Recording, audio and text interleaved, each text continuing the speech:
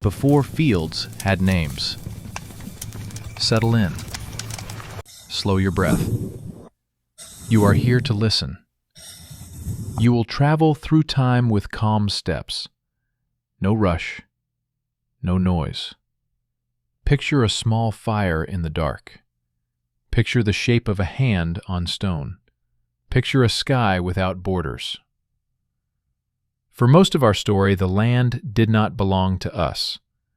We belonged to the land. We crossed valleys and ridges by memory. We read the wind. We knew when rivers ran low. We learned the ground by walking it. We did not fence it. We did not draw lines across it. There were no fields. There were no barns. There were no doors to lock. The word wild did not exist because we did not feel separate from anything outside our campfire.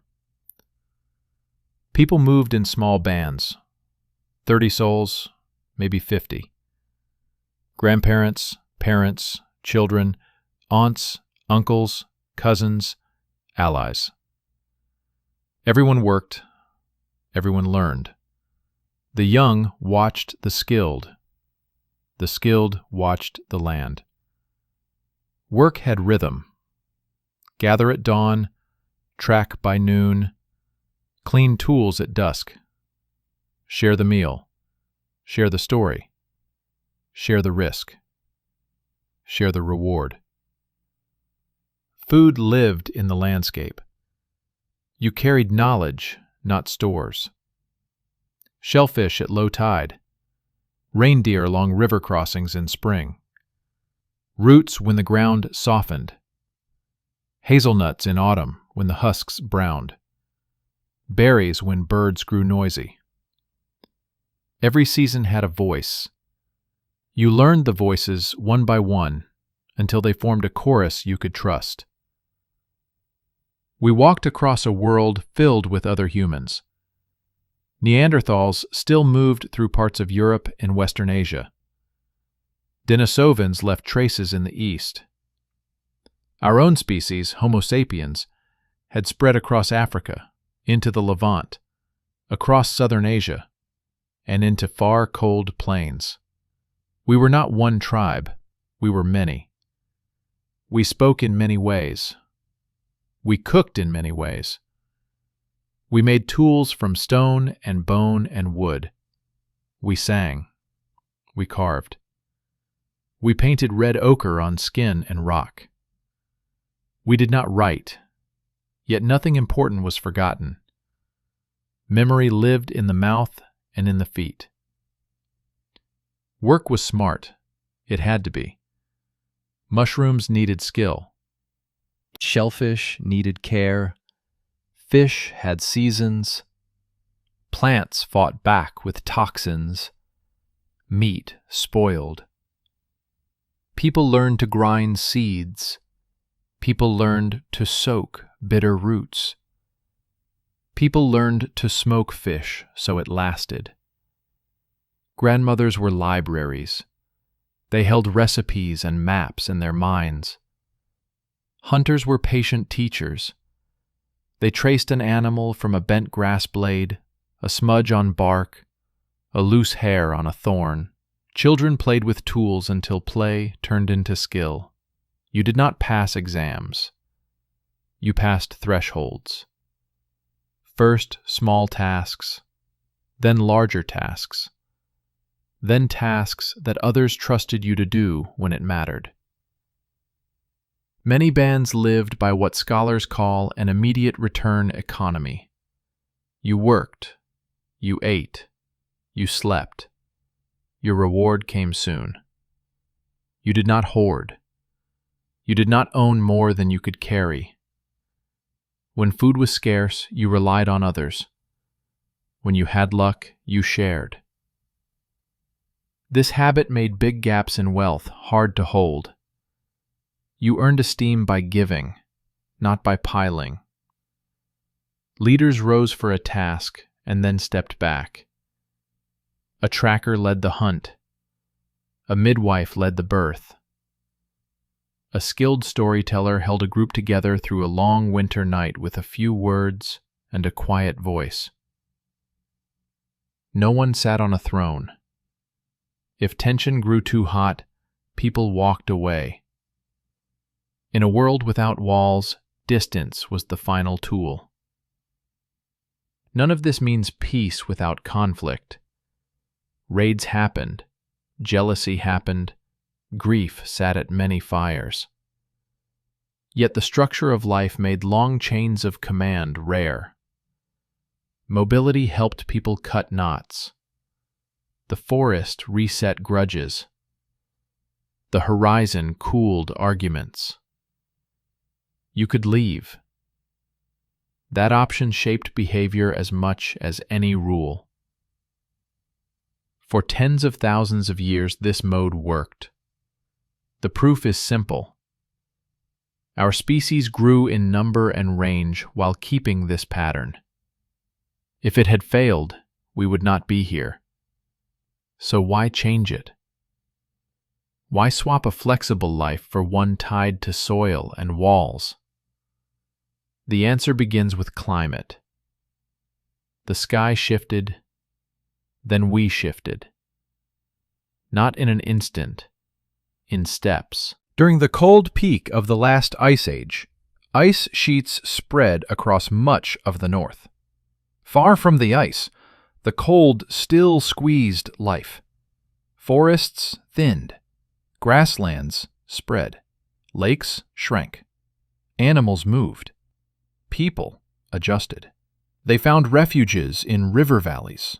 They hugged coasts that still offered fish and shellfish. They changed routes. They changed tools. They changed expectations. Then the cold eased. Not all at once, with pauses and stutters. The warming brought new grass and new shrubs. It brought fresh water in places that had been dry. It brought stands of wild barley and wild wheat in hills that had the right rain and the right soil. People noticed. Of course they noticed. They had always noticed. Evidence sits in the ground at a lakeshore in what is now northern Israel. The site is called Ohala II. It is about 23,000 years old. The camp once held huts shaped like low domes, with reed and brush on light frames.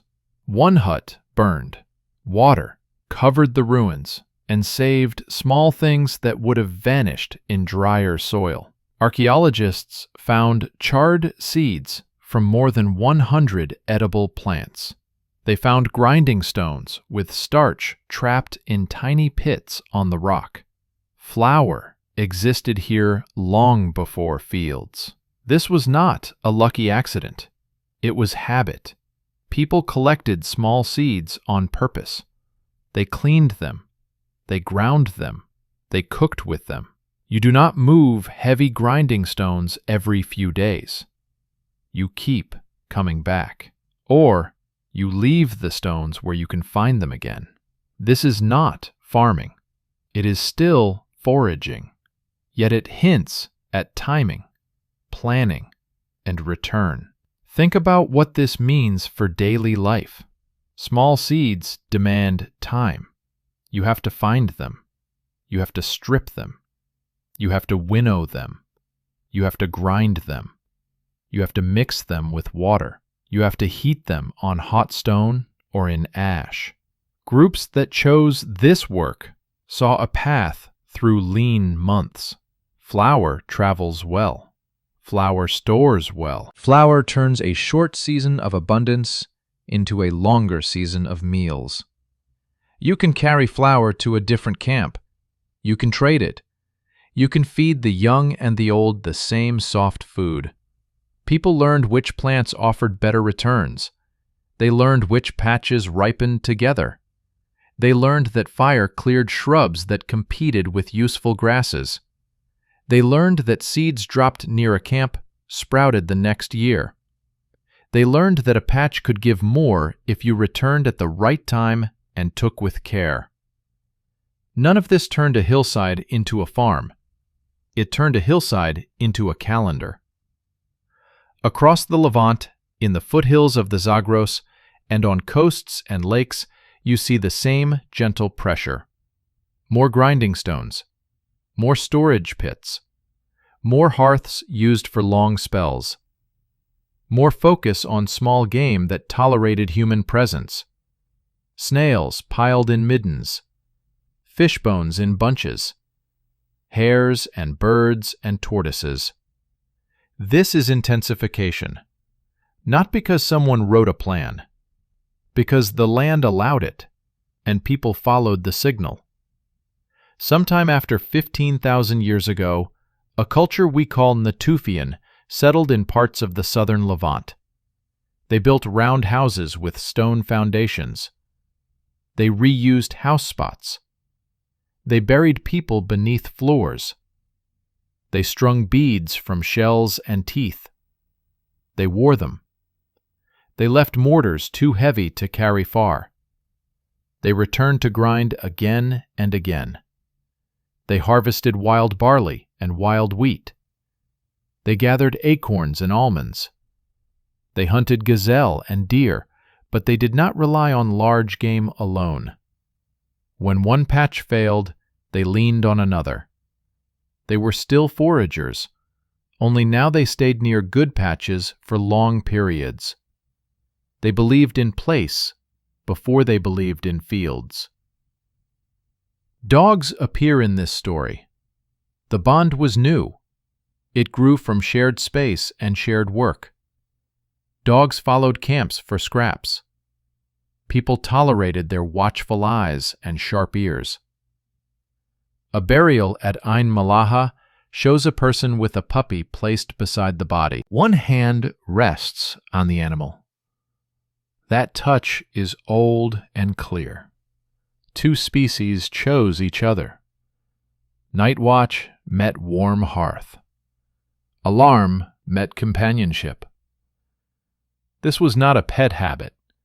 It was a work habit that grew bonds. Then the sky pulled a hard turn. The younger Dryas arrived.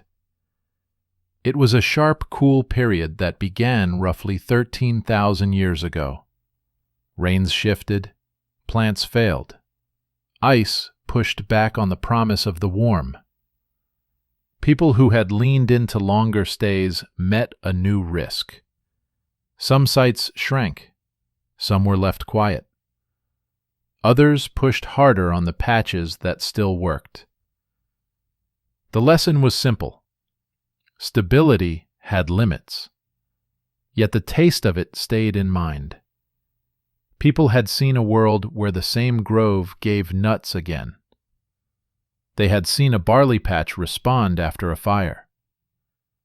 They had ground flour beside the same hearth for several seasons.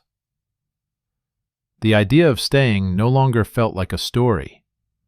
It felt like a choice, when the sky allowed it. The Holocene began about 11,600 years ago. The climate calmed compared to the wild swings before. This calm did not erase storms or droughts. It built a smoother background.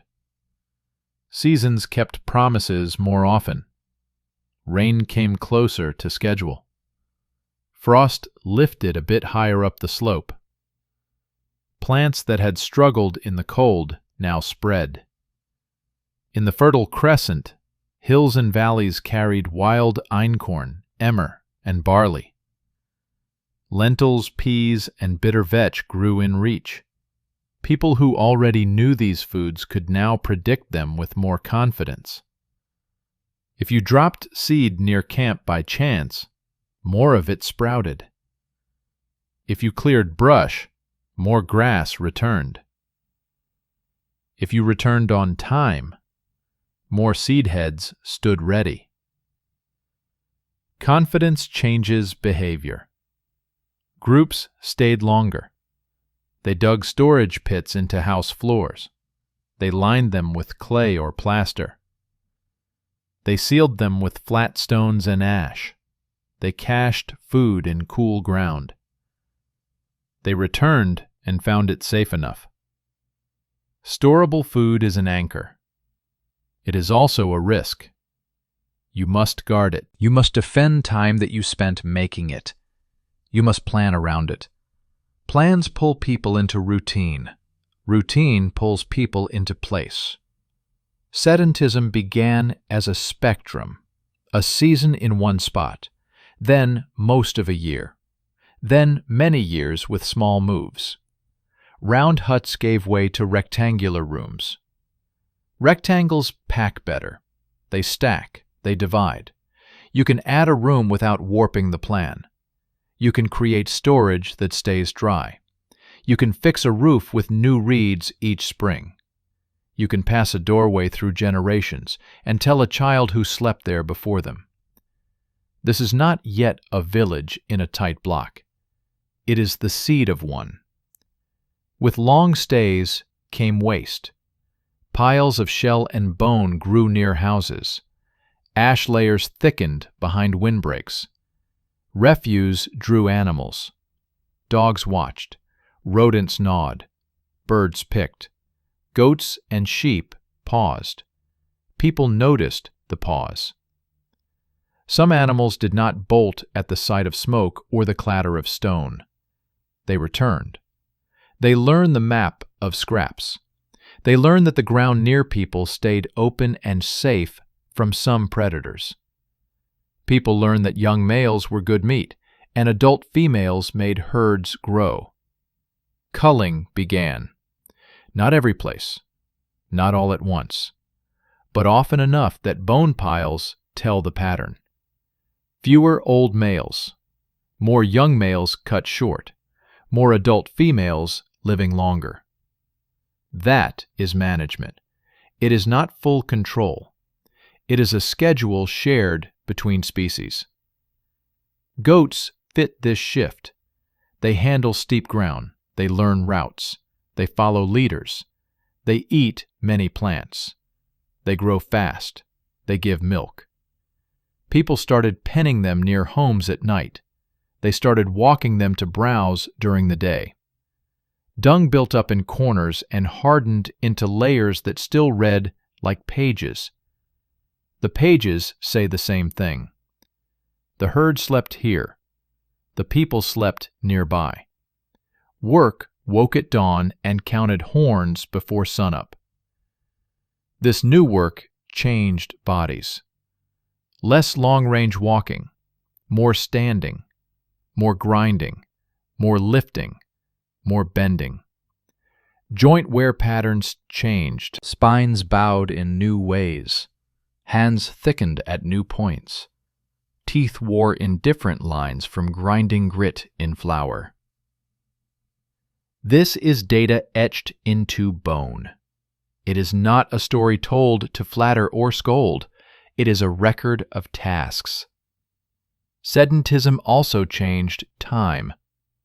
Mobile groups added a new person to the camp every few years. Nursing took many months. Carrying a toddler over hills is hard. Long gaps between births protected mothers and infants. Stored food and shorter moves lowered those barriers. Families could raise more than one small child at once. Birth intervals shrank. Populations rose. More babies meant more work and more risk. It also meant more hands in a few years. Growth pushed groups to produce more food. The loop tightened. More people asked for more grain. More grain asked for more labor. More labor asked for more staying. Crowding followed. Houses pressed together. Roofs touched. Paths formed on rooftops. Dogs slept by hearths. Goats bleated at dawn. Smoke filled spaces. Ash went under floors as fill. People opened storage bins and counted baskets. They still hunted. They still gathered. Yet fields and herds began to set the clock. The diet narrowed with that clock. Grain gives many calories per patch of ground. It does not always give a full spread of nutrients. Diversity fell in some places. Bones show iron stress in many children. Teeth show lines of stalled growth from hard seasons. Cavities rose as soft bread and porridge fed bacteria in mouths. People did not know microbes. They knew pain.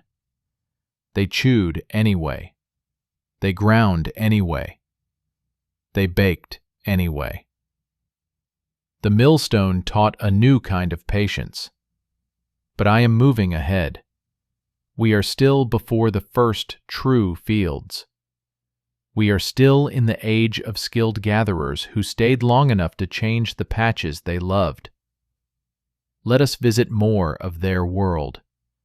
Not to judge, to see. Picture Southern Africa. Rock shelters hold painted antelope. Paint binds ochre, fat, and blood. Stories move through songs and trance. People track game across open ground after rains. They know water holes that last a week longer than others. They know a stand of bulbs that keeps well in dry soil. They pass those places to children by naming rocks and ridges. Each name is a direction, a memory, and a test. The child who can sing the chain can walk it. Picture Northern Australia. Fire is a tool. People burn small patches during cool parts of the year. The burns open space for fresh growth. Kangaroos feed on the tender shoots. Birds follow the flame front and pick insects. The patchwork of old and new growth draws food closer. This is careful work. Too much fire hurts. Too little fire closes the ground. The skill lives in timing. Picture the Pacific Northwest. Salmon runs turn rivers silver. Weirs and baskets catch fish in season. People smoke the flesh to last into winter. They gather camas bulbs in meadows. They harvest bark and roots and berries with names tied to each month. They tend the meadows with small burns. They do not plant rows. They shape opportunity. Picture the Japanese archipelago in the Jomon period. People make pottery long before fields. They use it to boil shellfish, fish, nuts, and wild plants. Pottery heavy to carry signals longer stays. Shell mounds grow near coasts. Forests give chestnuts and acorns. Rivers give eels. People set traps. They weave baskets. They carve small figures. They return to favorite coves when seasons return. Picture the high plains of Central Eurasia. Mammoth bones support huts, hides tied to tusks. People sew with bone needles and sinew. They shape ivory into art. They light fat lamps. They share marrow. They wait for herds at narrow crossings. They know that patience is a form of speed. These scenes do not show a single path. They show breadth. They show a set of habits that match place. The common thread is attention. People watched long enough to learn how a place feeds those who respect its rhythm. It is not a soft story. Hunger waits at the edges of every plan. Droughts come. Herds turn. A river floods with no warning. A child falls ill. A hunter slips. Skill limits loss. It does not erase it. Over time, the small choices that reduce risk accumulate.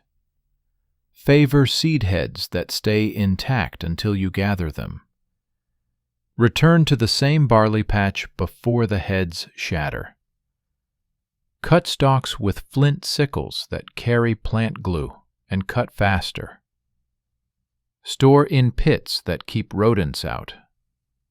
Burn brush so grass seeds find bare soil. Drop a few seeds near camp after threshing, because it might help next year. This set of choices pushes plant traits. Non-shattering ears spread because people carry them home and drop them where seedlings have an advantage. Bigger seeds spread because they grow better in disturbed ground and because people pick them when they see them. Ripening that clusters in time spreads because groups make collecting trips when labor is free and because they are more likely to harvest stands that match their schedule. No one needed to explain gene frequencies to make this work. The logic happened through behavior. Plants that felt easier to gather and process got more attention. Attention shaped the plant populations near camps and along paths. The wild near people became less wild than the wild farther away. The change did not need rows. It needed repetition. We can read this in tiny ways. Plant remains from sites in the northern Jordan Valley and along the middle Euphrates show shifts in grain features across layers. Early layers hold thinner seed coats and brittle rachis that break on their own. Later layers hold more seeds with thicker coats and tougher attachments. Wild stands are still in the mix, but the signal grows. Plants that help people gather more with less loss become more common where people return. The change in plants asks new things from people. A non-shattering ear waits longer on the stalk. If you want it, you must return on time. You must be there when the heads are ripe. You must guard the spot from other groups or share with them in agreed ways. The plant begins to tie you to a date and a place. You begin to tie your time to its needs. A loop forms. The loop tightens when you begin to help the stand along with small acts. Cut brush. Break soil with a digging stick to pull a root. Scatter a few seeds by accident. Protect a patch from grazing for a short window. Come back and find more plants like the ones you carried last year. Praise the spot in a story so others in your band return instead of wandering elsewhere. These acts sit on the edge between foraging and farming. Sedentism grows from many edges like this. It is not a jump from tents to towns. It is a slow weaving. A storage pit here, a heavier mortar there. A burial under a floor with a stone set above. A path that grows into a lane because feet choose the same line for years. A grove that gains a name. A spring that gains a stone ring. A camp that gains a sense of return. What did people think about these changes? We do not have their words. We can guess from habit. Songs taught where and when to go. Rituals marked first fruits or first hunts. Marks on stones counted things. Beads carried meaning. The dead stayed near as guides. A house might hold a skull tucked in a corner. A wall might bear red handprints. These acts say one thing: memory matters. Memory binds to place when you bury your people under your floor. You do not walk away from a house that holds your mother. You patch its roof. You tell your child where their grandfather rests. You ask that spirit for help during a hard night. Place becomes a kind of kin. You speak to it with care. You defend it with care. There is a cost. Movement once solved many conflicts. Stay too long and problems stack. Garbage smells, water fouls, smoke chokes. Parasites find you and learn your schedule. Neighbors ask about your stores with sharp eyes. Jealousy moves less in a mobile world. It grows faster when things sit in piles. You now need new tools, rules, customs, stories that limit harm, meetings to reset bonds, sharing rituals to keep trust alive, feast days to soften hard feelings, a house for everyone to gather in, so the group can act like a group and not only like families. We see early shared buildings at sites along the Euphrates, long halls with benches, floors coated with fine plaster, walls renewed with pride. People met there. They chose together there. They stored shared items there. They learned to be more than a family there. This is a new skill. It opens a path to later villages, with many voices and one place to listen. The calm of the Holocene helped this learning. Without predictable seasons, investment in a house makes less sense. With predictability, patching a roof is wise. With predictability, planting a sapling near a camp with the hope of nuts in a decade makes sense. With predictability, painting a wall in a room you will see again next year fills a need. We often praise change that brings more food, more people, more stuff. Yet the old way held more of another kind. More plant species in the diet, more routes to safety, more options when one patch failed. The new way promised different gains, more control in one spot, more food in a good year, more time to carve a figure or grind a pigment, more babies who reached the age of weaning. The new way did not replace all of the old at once. It grew over it like a vine. The line between the two worlds runs through daily chores. A forager wakes and asks where the food is moving. A semi-settled gatherer wakes and asks what needs tending to keep food near. One question does not cancel the other. They overlap. They pull on each other. They make a day feel full. A full day feels normal when you know why you do each task and you see its result. We can end this first part with one person. It is cool morning in late spring. The sun is low. The air holds the smell of crushed grass and smoke. A woman lifts a basket. She runs her hand along seed heads. She bends and cuts a handful with a flint blade set into a wooden handle with sticky plant resin. The resin gives a sweet scent when the tool warms in her grip. Seeds fall into the basket. Some spill. Some stick to her skin. Later, her niece will crush the seeds between two stones. Warm cakes will rest on flat rocks near the fire. A child will eat. An elder will hum.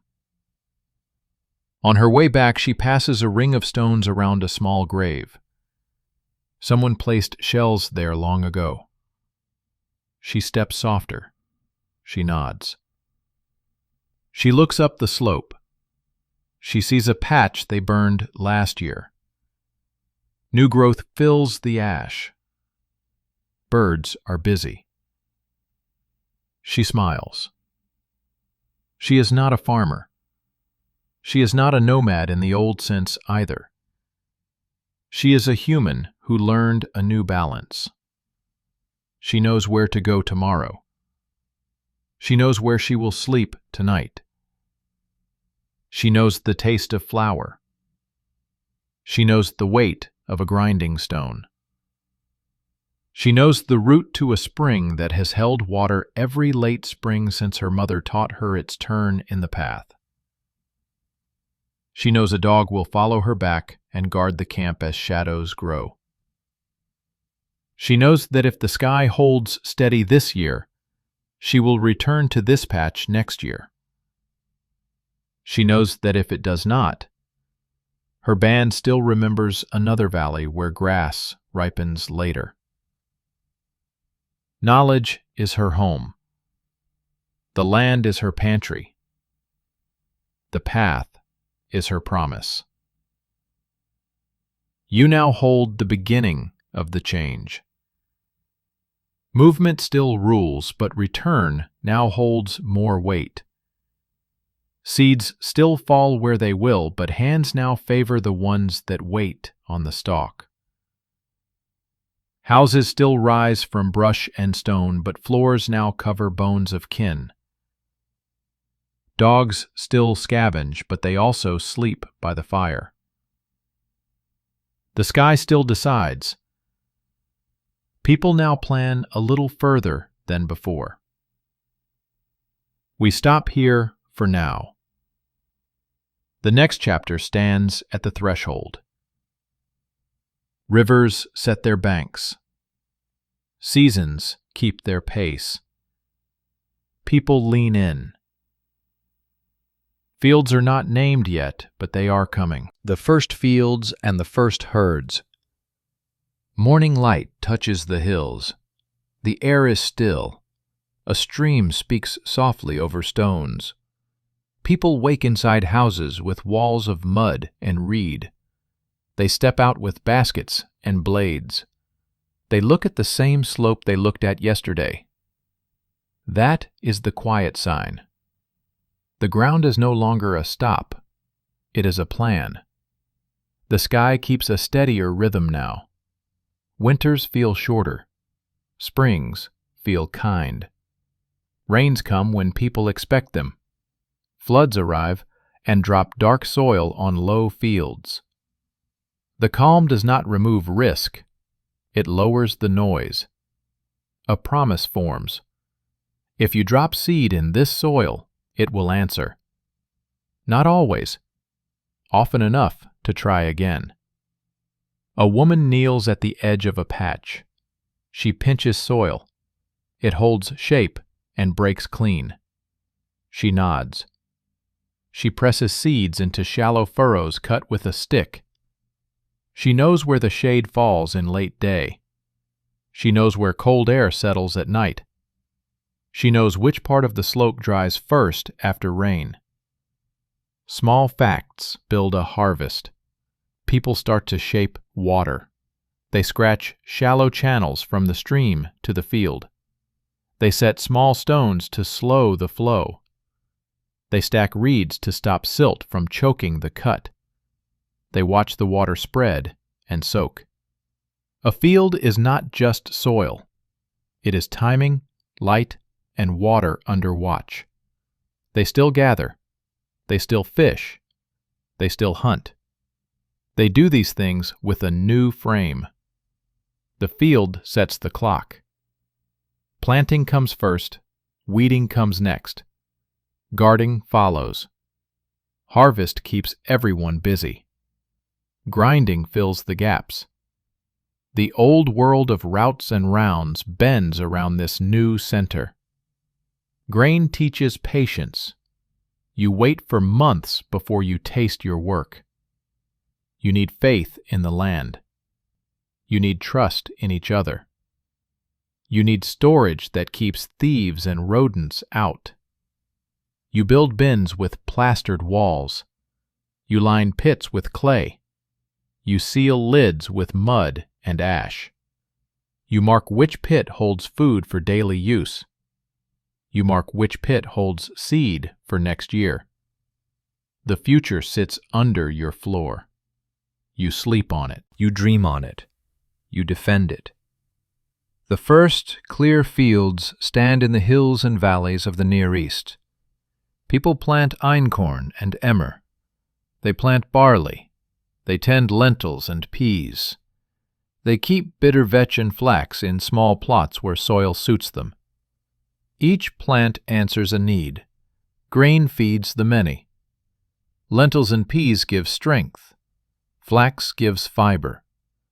Oilseeds bring flavor and light. Sickles hang on walls. The teeth of those sickles are sharp flint set with sticky plant resin. The resin leaves a sweet smell when fresh. The blades pick up a film from silica in grass stems. That film shines along the edge when light hits it. A tool with that polish harvested many fields. You can see a life in a shine like that. People track the shape of ears and seeds. They do not use those words, their hands do the work. Heads that hold their seeds longer make cutting easier. They give full baskets with less loss. People keep seeds from those heads. Each year the patch holds more plants that wait for the hand. Domestication looks like a quiet favor in one season. Over many seasons it becomes a bond. The bond grows in other places too.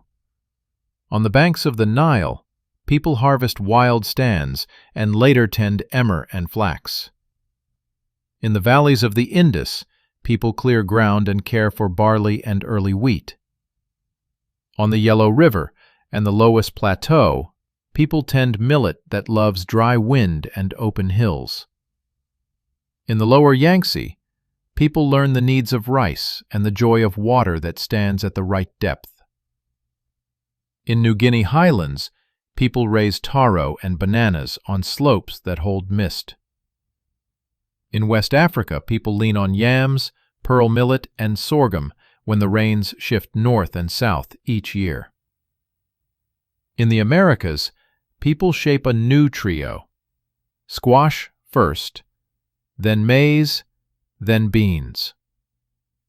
Mountains in the Andes add potatoes and llamas to that set. Many centers rise. No single place invents the whole story. People in many places read different landscapes and write the same kind of answer. Stay, tend, wait, harvest, store. Back in the Near East, villages grow thicker. Jericho lifts above a spring in the Jordan Valley. The site faces a plain that feeds fields. People repair walls and floors year after year. They open pits and close them again. They bring in reeds by the armful. They sell or share salt and bitumen from nearby sources. The spring never sleeps. Neither do the tasks. Across the plains to the north, people raise houses at Abu Huraira. They gather and then plant. They grind until stones wear down to stubs. They carry water until shoulders ache. Grain dust hangs in air shafts. Children cough and play in the same breath. On the plateau of central Anatolia, people settle at Ashikli and later at Çatalhöyük. Houses sit side by side. Roofs act as streets. People climb down through holes into rooms with clean white plaster. They patch walls again and again. They hang horns and paint animals. They bury the dead under floors. They pass skulls into hands that remember. They keep sheep and goats near the walls at night. They carry dung to fields and see the soil fatten with each season. Göbekli Tepe rises on a ridge to the south. People there cut pillars from bedrock and raise them upright. T-shaped stones hold carvings of snakes and foxes and birds. The figures look alive in low light. Hunters and gatherers who still live by wild food shape these circles. They come from far hills to build and to share. They do not plant fields at this ridge. They bring food from many places and eat together in numbers that leave piles of bone and ash. The circles teach a lesson. Shared work holds people. Shared symbols glue many bands. You can coordinate a wide world without a king if the story runs deep and the place calls you back. Animals walk into the center of this new life. Goats come first in many hills. Sheep follow. Pigs and cattle join later in some valleys. Each species answers a different need. Milk gives daily food even when grain runs low. Meat comes on set days when a young male falls to a blade. Hides cover roofs and bodies. Sinew ties tools, bones become awls, needles, and handles. Horns mark thresholds. Dung heats ovens and feeds soil.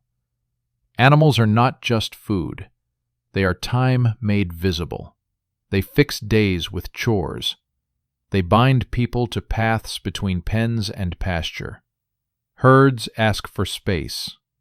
People push animals to graze outside fields. They watch hills and see grass go short. They learn to move herds across seasons. Up to higher ground when heat dries low slopes. Down to sheltered folds when winter bites. They cut brush to open new eating. They burn small patches to push fresh shoots. They learn the difference between a slope that heals and a slope that turns to dust. Herds change wild things as they pass.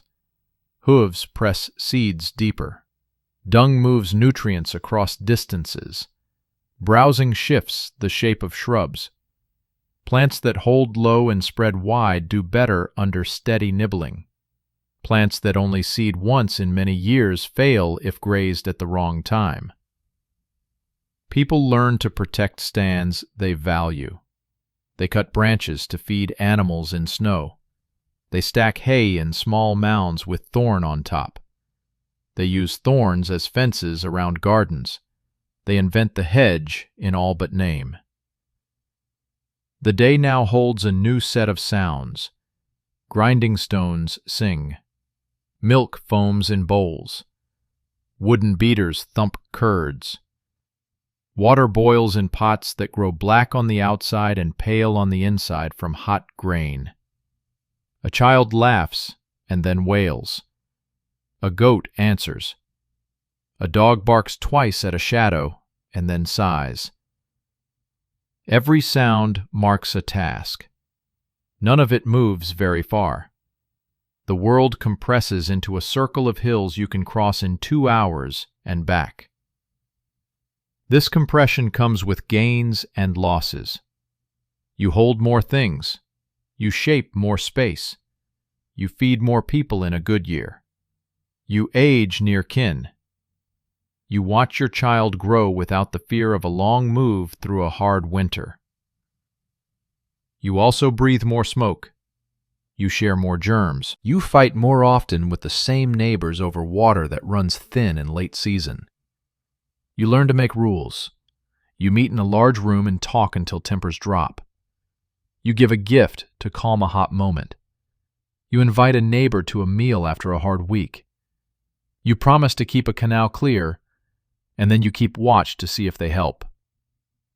Rules leave marks. You build a common store. You set aside grain for guests and for sudden hunger. You keep seed for next year under a guard. You mark weights with carved stones. You make tokens that stand for lots of grain or flocks. You press marks into clay to show a count. You begin to write in the lightest way. The marks hold a promise between people who cannot touch the pile at the same time. Children grow up inside walls and learn where not to walk. They learn which jar holds food and which jar holds seed. They learn to point to the sky and name the month by a star or by a bird call. They learn to feed the goats and to keep small hands out of the fire. They learn to stay near the house when strangers come. They learn that a door is not only wood. It is a line adults watch. Health changes with this new map. Grain gives energy. It lacks some things bodies need to grow with full strength. Bones show lines where growth paused in stress. Teeth show pits and dark holes where sweet gruels fed the wrong mouths inside us. Knees and hips show grooves from hours at stones. Spines show curves from loads. Yet the village holds knowledge that helps too. A person can fetch an elder midwife in minutes. A cut can be washed with warm water at once. A fevered child can be moved near a shaded jar and cooled. Care groups into skills, and those skills grow because people live close. The earth bears the work. Fields spread across easier land first, then up gentle slopes, then higher. Trees fall to make new plots. Dead wood goes into ovens. Live wood supports roofs. Brush becomes fences. People learn that cutting too much makes wind carve soil. They learn to leave bands of shrubs. They learn to plant on contours. They learn to scoop small basins so rain falls and does not run so fast. Some lessons come after loss. A heavy rain after a clear cut makes gullies that will not heal in a lifetime. A hot summer after overgrazing makes a hillside flash to gray. Bad years teach more than good ones. The mind changes too. Foragers think in loops. They recall a ridge in spring, a cove in summer, a marsh in late heat. Farmers think in blocks of time. They think in rows. They count days between chores. They count jars. They count animals as they pass a gate. Counting shapes speech. Words for mine and yours gather weight. Words for inside and outside grow strong. Words for before and after sharpen. Time itself turns into a tool. People still leave sometimes. A field fails too often. A quarrel turns sharp. A spring shrinks after a quake. A disease runs through a herd. A band moves to a new slope with their seed in sacks and their goats on lines. They carry house forms in their heads. They cut new bricks from mud and straw. They set new rooms. The village grows again in a new place. Sedentary does not mean stuck forever. It means you carry an idea of home and put it down again within a known reach. Trade finds new force in this world. A person who lives near an obsidian flow can shape blades that cut clean and last long. They bring them to a valley with no hard stone. They carry back salt, shells, or food to bridge a bad season. Paths wear into the earth. People walk them with packs and with news. Distant hills feel closer when you own a vessel from there and fill it with your grain. Distance still matters. Trust now matters more. A promise can move food faster than feet alone. Ritual keeps balance. People choose days to stop work and gather. They sing in long lines. They stamp feet and beat drums.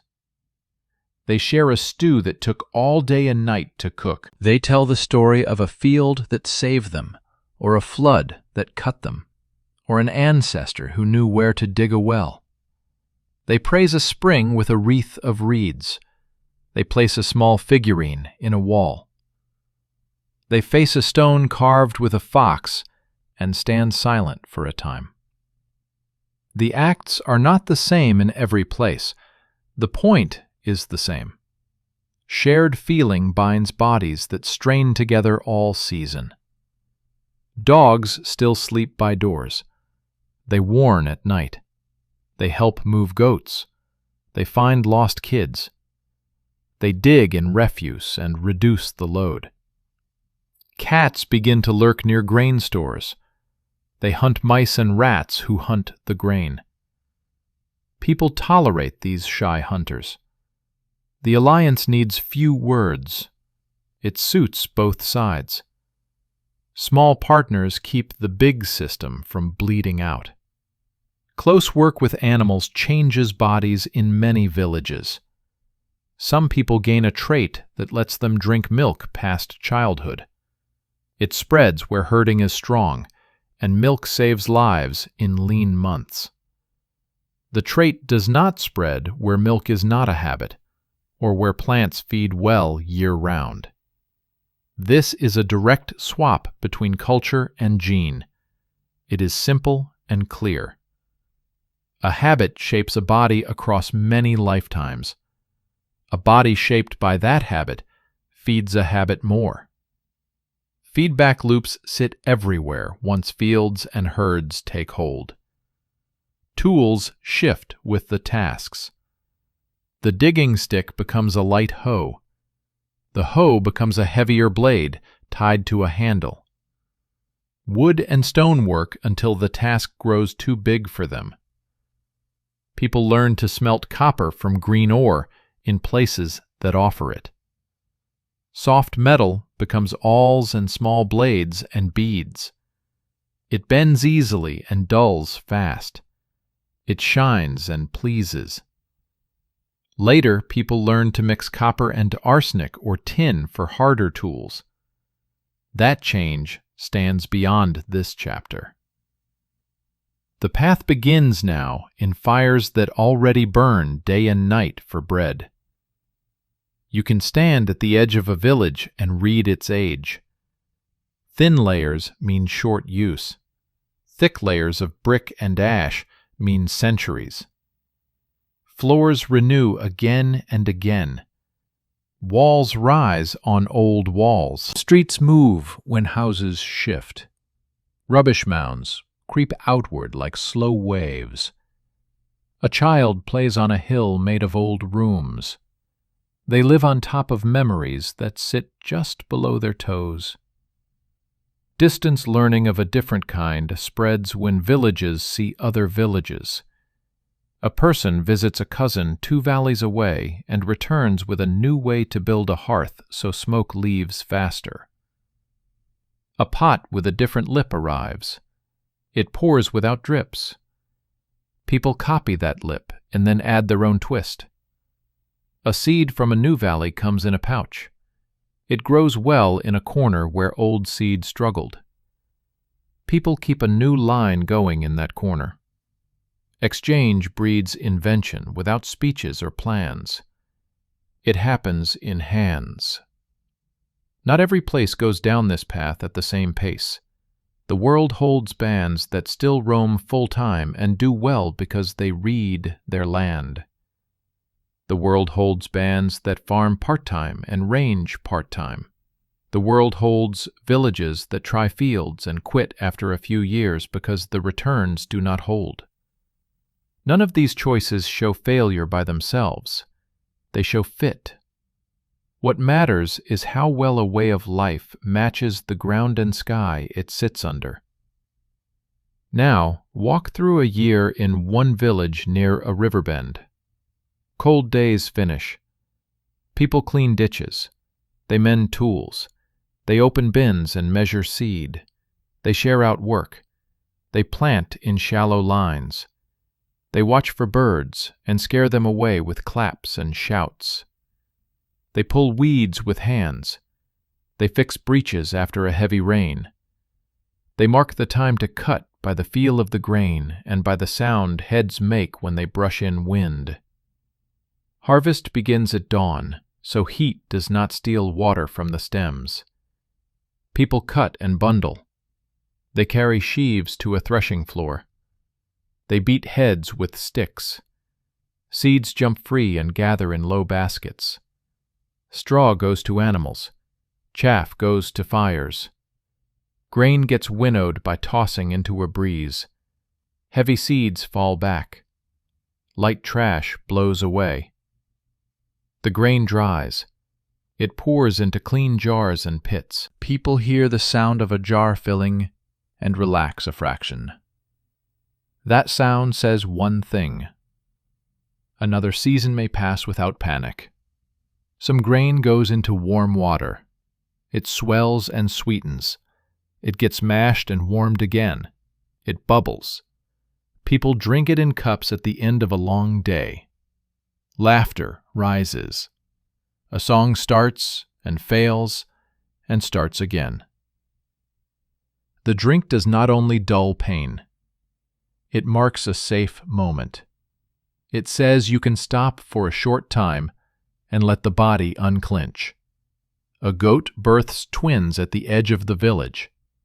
A child watches in quiet awe. The mother licks each kid and bleats softly. The child will remember this sound forever. Milk gathers in jars. Curds form with a sour trick people learned from mothers and mothers before them. Hardened curds last long into dry months. People cut them with reeds and stack them on clean mats. Salt comes from a place a day away. It keeps food safe. Trade again shows up in each bite. At the same time, someone stands on a ridge and scans the horizon. They look for smoke that does not belong. They look for dust that means a herd or a crowd. They look for a green line that means a big storm on the way. Safety hangs on early notice. The ridge watcher carries weight in the group without needing a title. They are trusted because they keep watch when others cannot. Villages speak to each other more as time goes on. They share partners in marriage. They link fields by ditches that need both sides to clear. They swap seed to keep stands strong. They warn each other when a sickness moves in herds. A loose network grows. It keeps peace when possible. It carries news fast when needed. No one plans a region. A region grows from ties. All of this creates room for crafts. A person with a steady hand paints walls with white lime and red ochre in patterns that please the eye. Another shapes clay into pots thin and even. Another carves wood with a patience that makes a bowl glow when rubbed with oil. Another learns to lay stone well, so a wall takes weight without bulging. Another reads the river and knows when fish run best. Another sets snares where birds pass at dawn. These skills take time to refine. Sedentary life gifts time in blocks you can count on. There is a shadow to this gift. When a craft feeds a family, that family needs the craft to remain useful. Change can feel like threat. Old ways hold on tight. New ways need proof. The village argues with itself and then settles on a mix. It keeps what works and lets go of what fails. Slowly, new questions rise that mobile bands did not face at the same scale. Who decides where the next field goes? Who gets water when flow drops? Who uses the common pasture first when grass is short? People make rules and revise them. Lines on the ground follow. A ditch marks one line. A hedge marks another. Stones stack on the ridge of a boundary. A line in the mine grows full. A field gets a name. The slope above the bend is Old Ox. The flat near the reed bed is Long Sleep. Names pin space. Space now has owners. Owners carry duty and pride and fear. You feel the change most in how people tell stories. Old stories praise clever moves and open roads and lucky finds after a long walk. New stories praise steady hands and good harvests and strong houses that stand after storms. Old heroes knew where to go. New heroes know how to stay. Do not think the old world vanishes. Tracks still thread hills. A band still moves through with deer on poles and songs in strange words. The village sells them grain for skins or fine points. The band brings news of a cold spring across the range. The two ways of life see each other and bargain. Sometimes they clash. Most days they do not. There is room for many modes in a wide land. Then a harsh year hits. Rains fail. Rivers shrink. Fields burn pale under a hot wind. People open bins early. They stretch meals. They cull more young males from herds to save grass for females. They dig deeper in old wells and find nothing. They pray in the way their people pray. They meet in the long room. They count jars. They make a grim choice. They send a part of the village out with animals to greener hills, while the rest guard stores and water. The split hurts. It saves lives. The world has not forgotten how to move.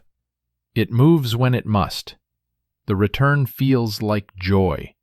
The embrace at the edge of the village feels like waking from a hard dream. Lessons take root from hard years. People plant more kinds of crops. Some ripen early, some late. Some like wet, some like dry. People keep seed in more places, so one loss is not total loss. People dig small tanks to catch flash floods. They weave reed mats to slow water on bare soil.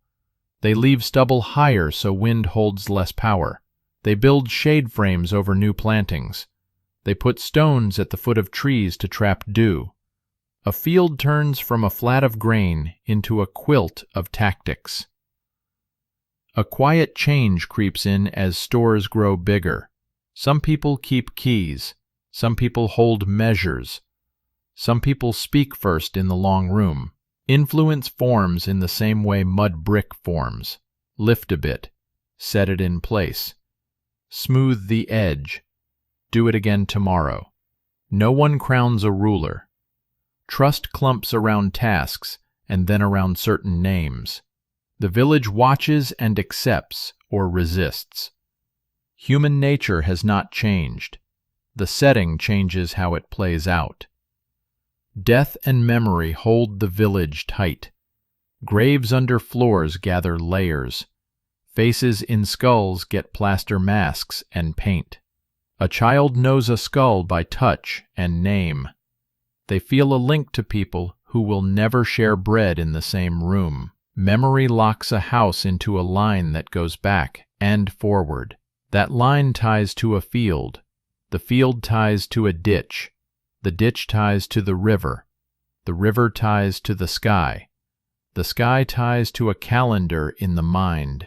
A life sits on these ties. None of this arrives at once.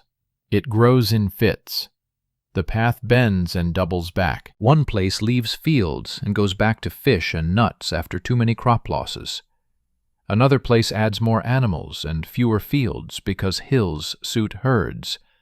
Another place watches a flood bury a village and moves the whole life to higher ground with new rules that forbid building too near the old channel. Experiment is constant. Failure teaches as much as success. The spread of farming is not a march. It is a drift driven by local winds. Now lift your eyes beyond one region. In China, rice fields widen in low basins. People learn to transplant seedlings from a nursery patch into shallow water. Weeding becomes easier in water. Yields rise. Millet holds drier hills to the north. Two grains balance risk across a wide land. In New Guinea, people cut drains across wet slopes so taro does not rot. They carry stones to build raised beds. They plant bananas in arcs that match sun and wind. In West Africa, people plant yams in mounds that lift tubers above wet soil. They time planting to the pulse of the monsoon.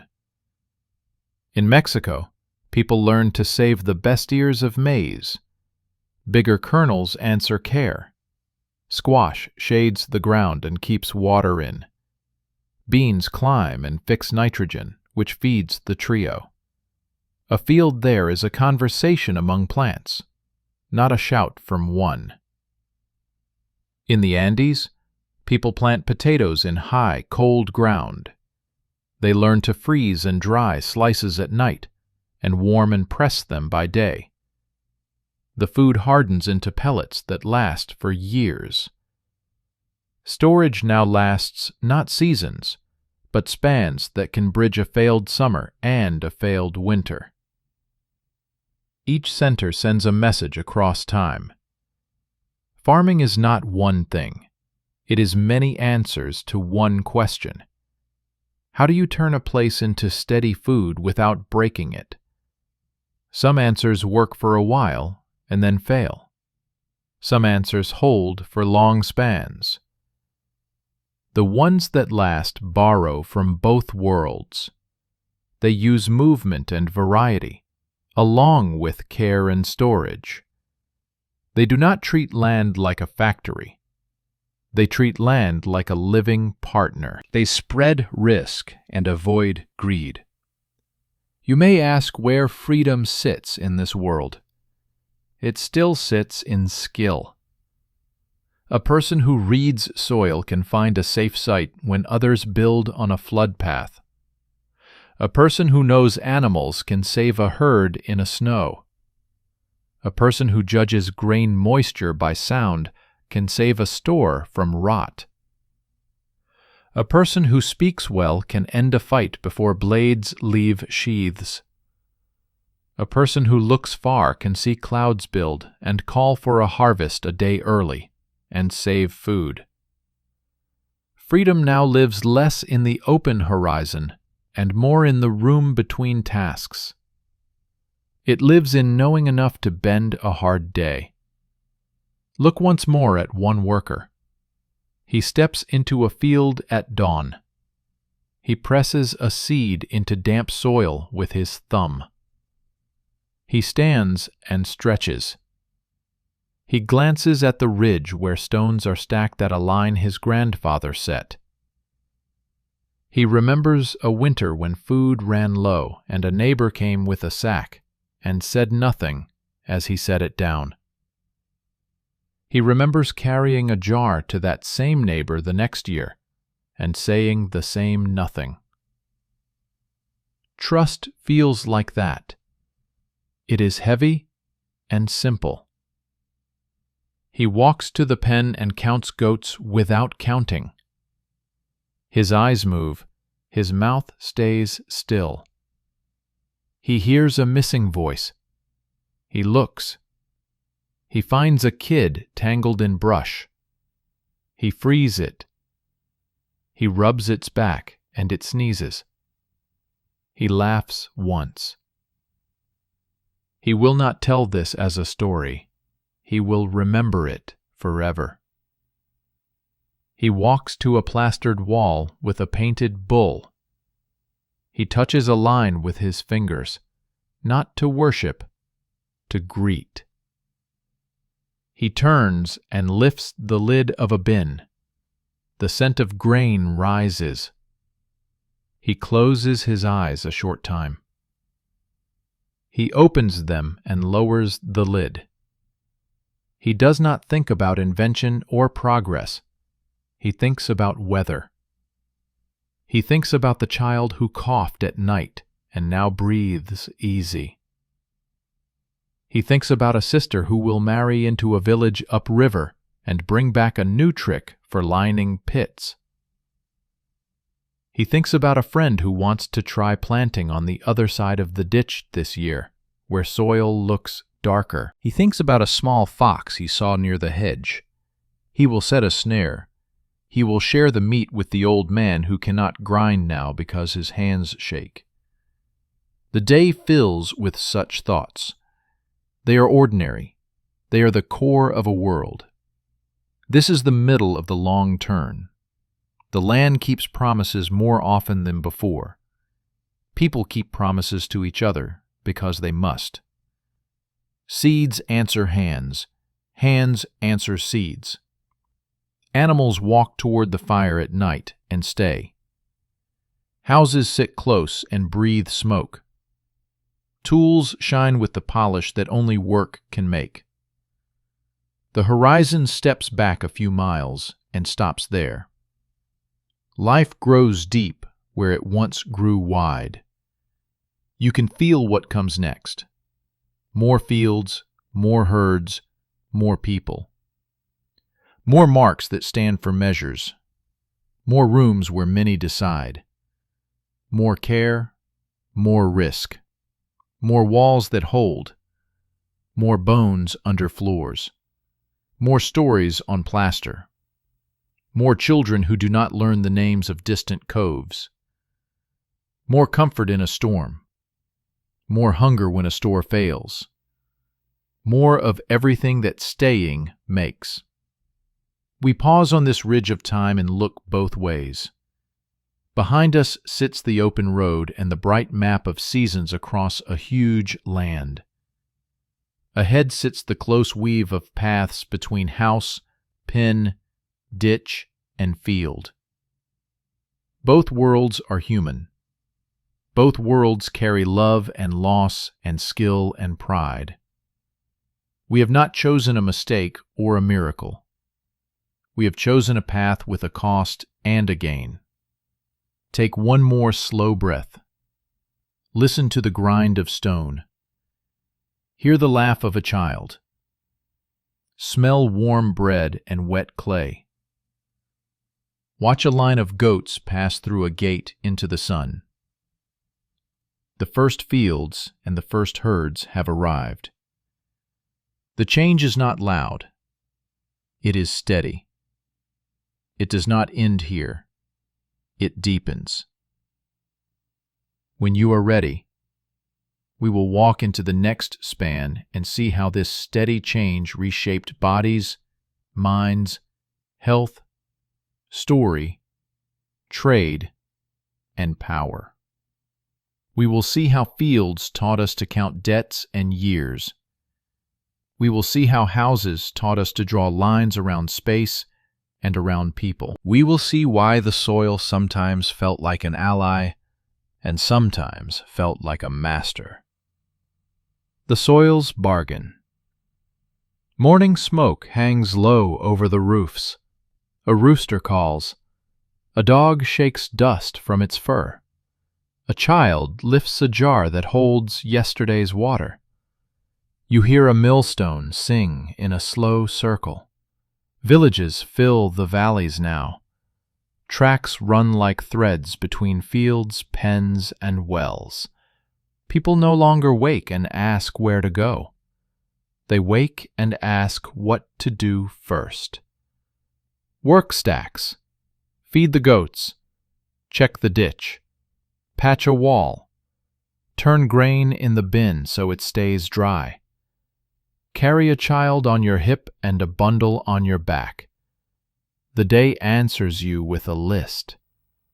The list never ends. Yet the work brings food. The store jars are heavy. The winter fear grows softer. That change feels like wealth. Food security brings more people.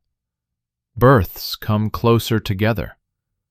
Toddlers chase chickens in courtyards.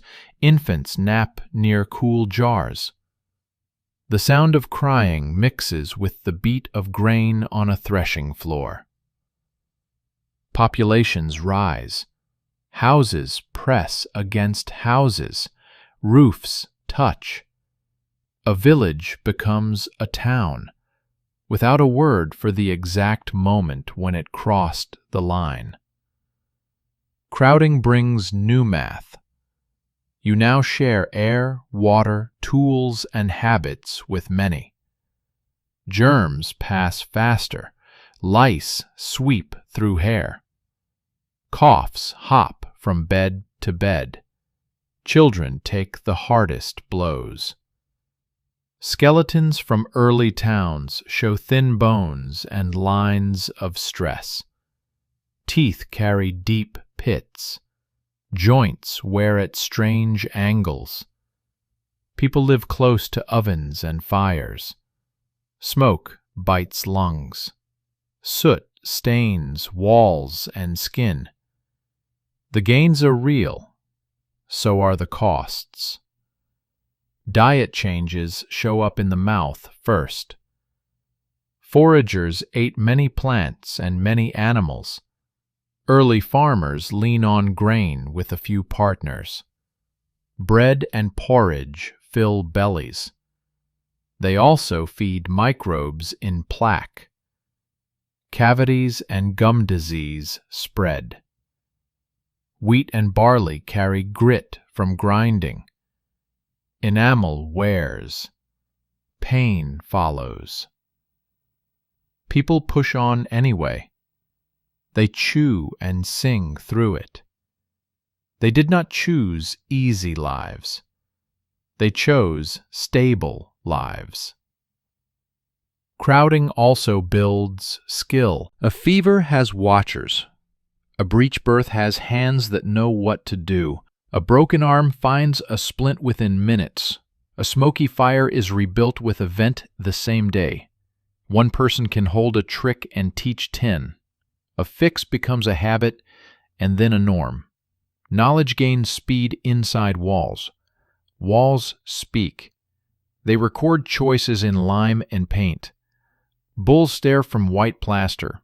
Hands leave red marks. Geese march in rows above a doorway. Horns sit on shelves. Skulls look out from corners. Each mark says, "This house cares about these things." A child reads the room before they read numbers. Culture grows in rooms as much as in fields. Rooms fill with tools. Mortars lie low and wide. Grinding stones wear to saddles. Flaked flint blades shine with a polish that only grass can make. Bone awls pierce leather. Loom weights hold warp threads in place. Baskets line walls like brown moons. Pots grow thin and hard with better firing. Some hold water, some hold milk, some hold beer. The shape tells the use. A maker's hand leaves a style that neighbors can spot. Beer is work and rest in a bowl. People soak grain. They mash it. They warm it. It foams and sings a soft sound. They drink together at dusk. Throats loosen. Songs rise. Fences and ditches still need care tomorrow. Tonight the village feels like one body. Shared time oils the gears of a busy place. You see change in the map of a town. Early houses stand in loose groups. Later houses press into lines and blocks. Lanes form without plan. Then plan appears. A long room holds many people. Benches line walls. A place for talk takes shape. People meet and argue and decide. You need talks when fields sit close and water runs thin. Custom becomes rule. Rule becomes memory that outlives one life. Memory moves from mouth to mark. Tokens track sacks of grain. A small cone can mean a measure of barley. A disc can mean a jar of oil. People press tokens into wet clay and wrap them in a clay shell. A sealed packet holds a deal between two hands. Later, a person presses the token shapes on clay without the packet. The mark becomes a sign that stands for a thing. Counting turns into writing through a line of small steps. No one plans an alphabet. It grows from need. Counting also builds time. People carve notches to track nights. People score bones to track moons. People set stones to catch the first light of a season. The year becomes a circle with names. Planting has a window. Harvest has a window. Fallow has a purpose. Rest enters the calendar and makes sense because work has a rhythm that needs it. Fields change shape. Plots widen. Rows straighten. A light hoe turns into a heavier tool. The ard arrives in some places. It scratches lines faster than a stick. Cattle pull it. The tool opens soil and closes gaps between seeds. It needs paths to move and space to turn. Fields grow long and narrow so turns waste less time. Work and geometry start to dance. Irrigation grows from small cuts to larger webs. A ditch leaves a stream. A feeder leaves a ditch. A small bund holds water on a field. People measure slope with eyes, cords, and time. They learn how fast water eats a wall. They strengthen banks with reeds and roots. They lift silt from channels and throw it on fields. Silt feeds plants. Silt also salts soil when water stands and dries. White crusts creep across flats after years of overuse. Yields fall. People learn to flush fields and rest them. They learn to drain after a flood. These are hard lessons. A town can fall when salt wins. Animals change, and you can see the changes. Goats shrink at first under pens and poor pasture in winter. Horns curve in new ways. Sheep lose some of their wild flight and gain wool that needs shears. Cattle turn from hard targets into partners that pull and carry. Pigs root in waste and grow fast. Dogs split into lines with different jobs. Some guard. Some drive herds. Some sleep at small beds and watch over children. Cats slip into granaries and hunt the night. A new web forms. Each line ties a need to a body. People change too. Genes shift with habits. Lactase persistence spreads where milk makes the gap between harvests easier. Amylase copies rise where starch feeds many meals.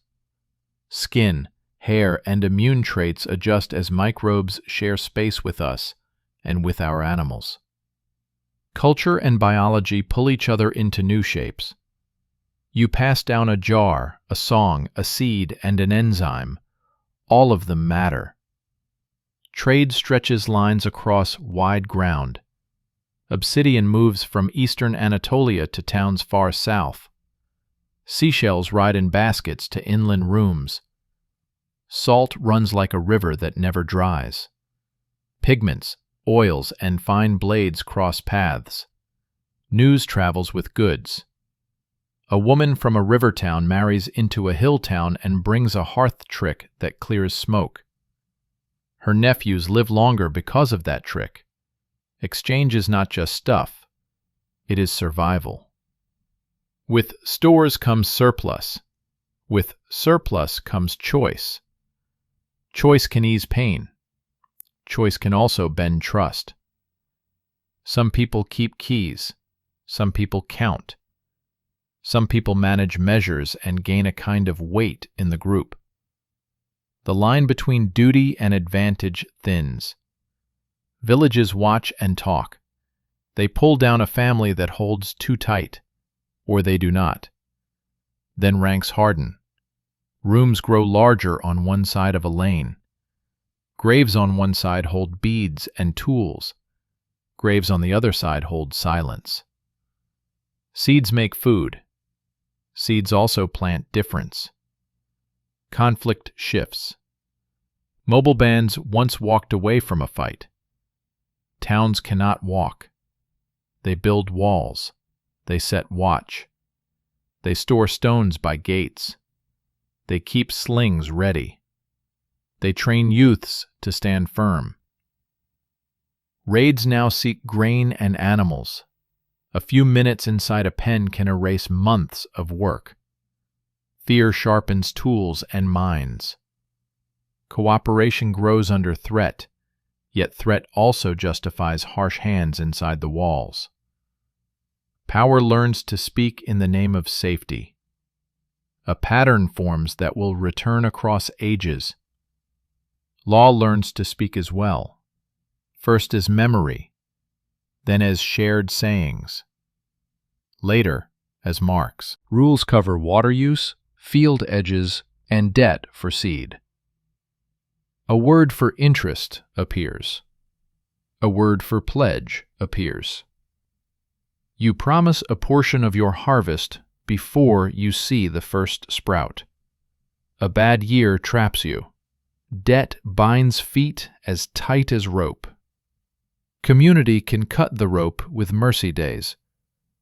But mercy needs strength to stand. Strength and kindness do not always share the same room. Ritual grows bigger. Small house rites meet common rites in large rooms. People dress stone figures in fresh plaster. They oil horns. They carry bread and beer in lines to a mound or a court. They beat drums until feet agree. They tell origin stories for fields and water. They ask for rain. They give thanks when it comes. Shared food keeps envy from burning the place down. Shared time tells you who you are when days feel the same for months. Art changes with the setting. Cave walls once held moving light from fat lamps. Now walls stand in sun and shade each day in the same way. Painters work on smooth plaster. Patterns repeat. Hands steady. Bulls, deer, leopards, birds, and people appear. Scenes show hunts, even in towns that hunt less. Memory does not let go. Old work shows the ideal of skill and courage. New work shows order and grain and herds. Both hang side by side. Music holds the body together. Flutes sing in long tones. Drums set pace for harvest feasts. Rattles from shells fit small hands. Voices braid. You can carry a tune where you cannot carry a wall. Songs cross valleys fast. A melody can spread a planting date better than a shouted order in a lane. Clothing speaks too. Woven bands tie hair. Stitching styles mark families. Patterns tell where a woman learned to weave. Leather sandals hold shapes that mark a town. You can spot a stranger by how a strap sits across an ankle. Clothing becomes a badge and a bond. It can build pride. It can fuel mockery and fear. Both show up early. Time deepens. People mark not only a year, they mark decades and lifetimes. Elders recall when the ditch first ran. They recall the storm that rolled stones into the channel. They recall when a pox took many children. They recall when a neighbor gave more than his share so the town could live. Memory shapes duty. People pay debts that no one wrote because the story asks them to. Culture makes math that exceeds numbers. Stories change scale. Foragers told paths. Farmers tell routes. Old tales followed a hunter through a ridge system. New tales follow a founder through a line of rooms. The hero kills a bull that threatened the herd. The clever girl sees the flood early and warns the town. The farmer who refused to share seed in a bad year meets a fox who tricks him into opening his store to strangers. Morals fix to storage, water, and work. Children step into tasks earlier. A girl learns to shape coils of clay. A boy learns to spot a sick goat before it lies down. A teen learns to read a ditch bank and throw a spade where it counts. Children still play, yet games mirror chores. Counting stones in a pile, racing with water sloshing in small jars, tossing nuts into a bowl from a few steps away. Play trains fingers, eyes, lungs, and patience for the jobs ahead. Death stays near. Graves cluster under floors. Skulls rest in corners. Elders sit in mines. War and disease write many names in the dust. Yet age can stretch when food is steady and hands are many. A grandparent can tell a story 50 times to 50 small ears. The tale becomes a wall in a young mind.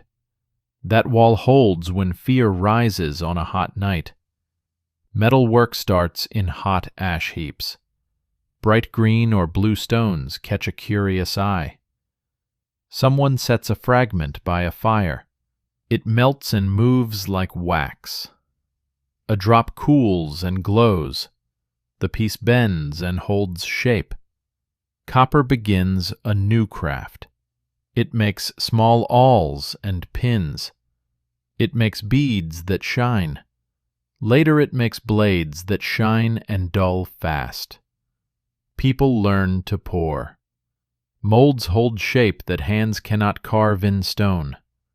Power likes shine. Jewelry gathers near those who sit near stores. Display and status start to echo one another. Boats improve where rivers and coast feed towns. Planks join tighter. Caulk seals seams. Sails rise on masts. Wind becomes a path. Trade moves faster. Distance turns soft on sea and river. Ideas ride along. A planting method crosses a gulf. A musical scale travels upriver. A new way to line a storage pit moves down a coast. Crops move with people. Einkorn and emmer cross into Europe by routes along rivers and coasts. Millet moves west. Barley endures in cold, where wheat fails. Olive and vine grow where summers are long and dry. Rice spreads across valleys in East Asia. Maize rides from Mexico across the north and south. Beans follow and teach soils to breathe again. The trio of maize, beans, and squash becomes a pattern in many places. Diversity in fields mirrors diversity in speech. Each village tunes the mix to its sky. Not all soils forgive. People learn to rest fields. They learn to plant trees that hold ground with roots. They learn to send herds across stubble to drop dung. They learn to stack stones as wind breaks. Those who forget watch sand crawl. Those who remember harvest through dry years. Farming is not only tools, it is restraint. Power changes shape as towns thicken. A person who directs work at a canal all season gains authority. The town owes them thanks. Thanks turns into rights. Rights harden. A house grows taller. A store grows deeper. A group begins to stand apart. The group guards rituals, measures, and marks. They can help a town in crisis. They can also drain it. Tension grows and needs outlets. Feast days, gift giving, weddings that tie houses across lines, revolts that reset the board. All of these appear early. War changes when stores rise. A raid used to take a few animals and leave. Armies now come for granaries. Towns plan defense. Ditches in front of walls. Palisades. Watchtowers. Sentries with horns on ridges. Slingers train. Archers stand at corners. Men and women both defend in many places. Siege is born when patience meets hunger. Yet siege needs supply. War is a mirror of storage. Peace builds high things. People raise platforms of packed earth. People stack stones in terraces. People stand tall blocks in rings. People set posts in long rows and mark the sun. These projects demand many hands and many meals. They prove a town can hold a vision for years. They also prove a leader can move labor and food through many seasons. Pride rises with walls. So does the risk of vanity. The line between a shrine and a boast grows thin. You can feel a new voice grow in stories. It speaks of order and law. It speaks of guilt and rights to clean it. It speaks of rain that listens when a name is called. It speaks of gods who live near fields and in storms. This voice comforts. It also commands. Priests and elders carry it. They interpret signs. They set days. They take shares for the altars. Ritual feeds trust. Power eats at the same table. Money has a long road to walk, but its seed sits in early exchange. A weight of grain stands for a debt. A ring stands for a promise. A bead stands for access. Value starts to separate from the thing itself. You can sell time for food. You can rent water. You can pledge next year's lambs. You can fall behind. Justice tries to run after suffering. Sometimes it catches up. Often it trips. Do not forget humor. Towns laugh. Someone trips on a jar lip and curses. A goat steals bread and sprints through a lane with a parade of children behind it. A pot cracks in the fire at the worst moment. A singer forgets words, and the whole room covers the gap with claps. Laughter keeps people from breaking when the list of tasks grows too long. Do not forget love. Lovers meet on rooftops at night. A hand finds a hand in a threshing line. A young person watches an older person mend a basket and decides they will marry this patience. Songs hold these moments as tightly as they hold planting dates. A town without love would have burned itself down before it learned to write. Seasons cycle. A few good years come, 2 bad years come. A flood shifts a channel. A quake breaks walls. Towns rebuild if the ground still feeds them. Some move. The old site sinks under dust and brick.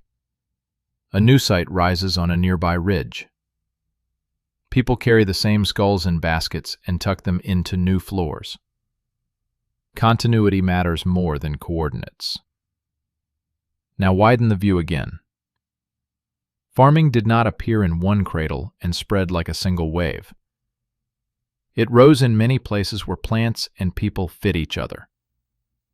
Each center solved problems with its own kit.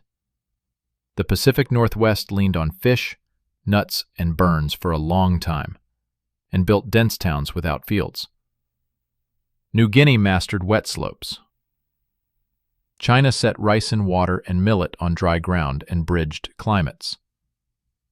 West Africa tuned crops to a swinging rain line. The Andes set food into cold heights and found ways to keep it for years. The Near East shaped the first broad mix of grain, herds, and towns, then passed patterns outward. The story is a chord, not a single note.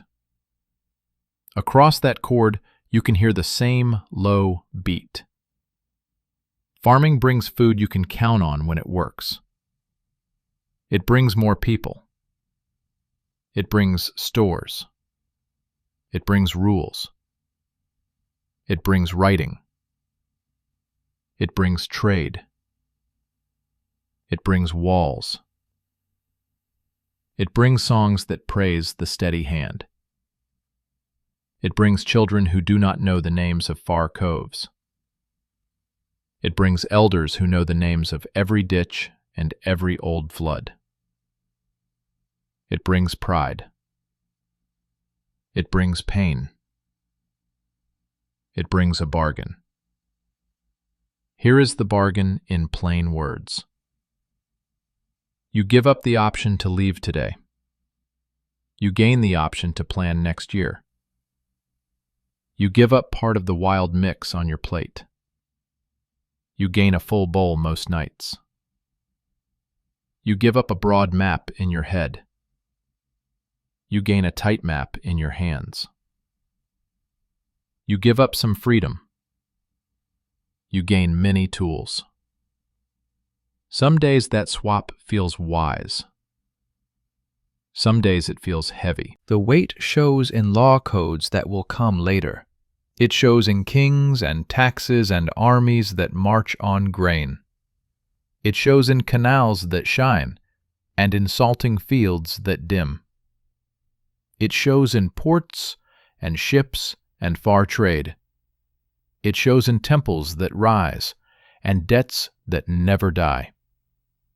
The first town did not imagine an empire, yet the lines are there. The village meeting hall is a seed. The seed holds a tree. We end with a person at a door.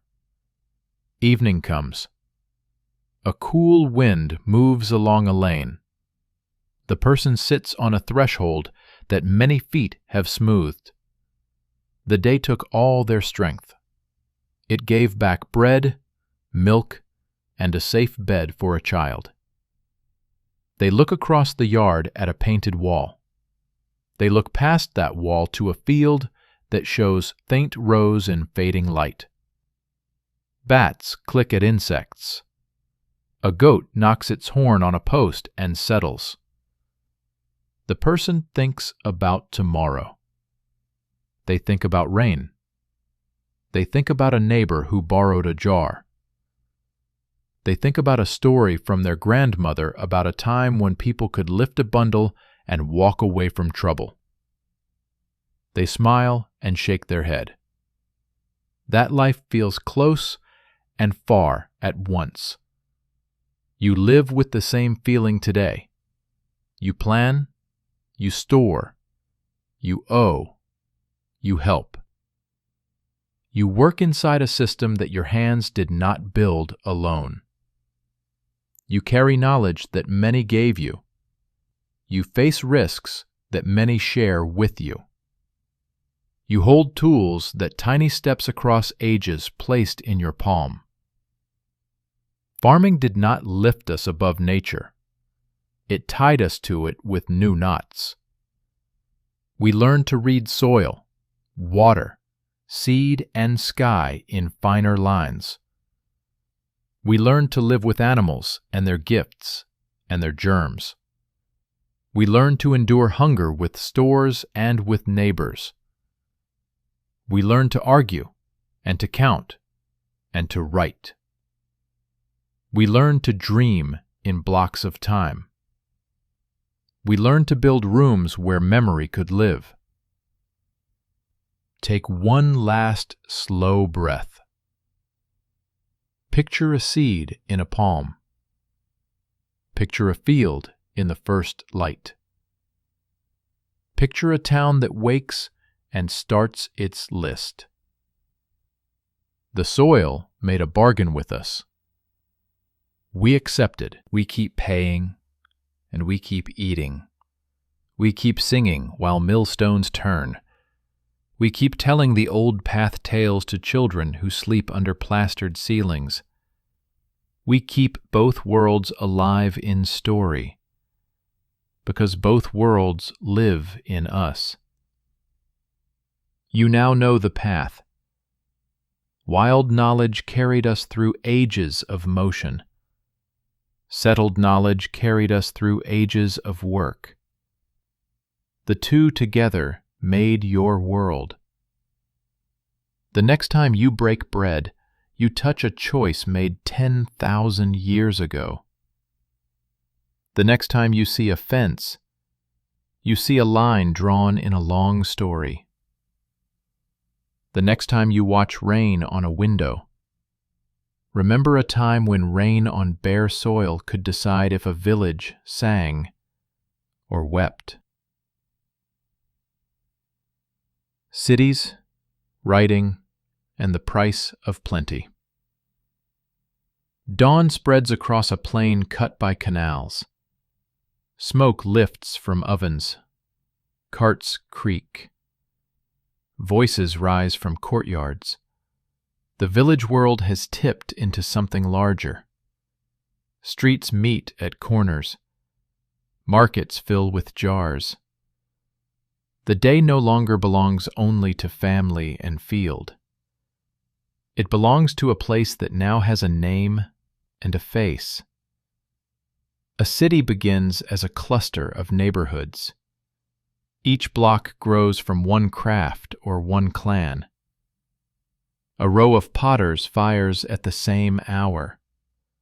A row of weavers strings looms in the same light.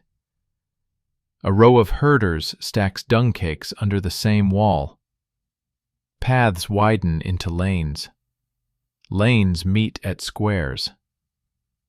A square gathers food and news.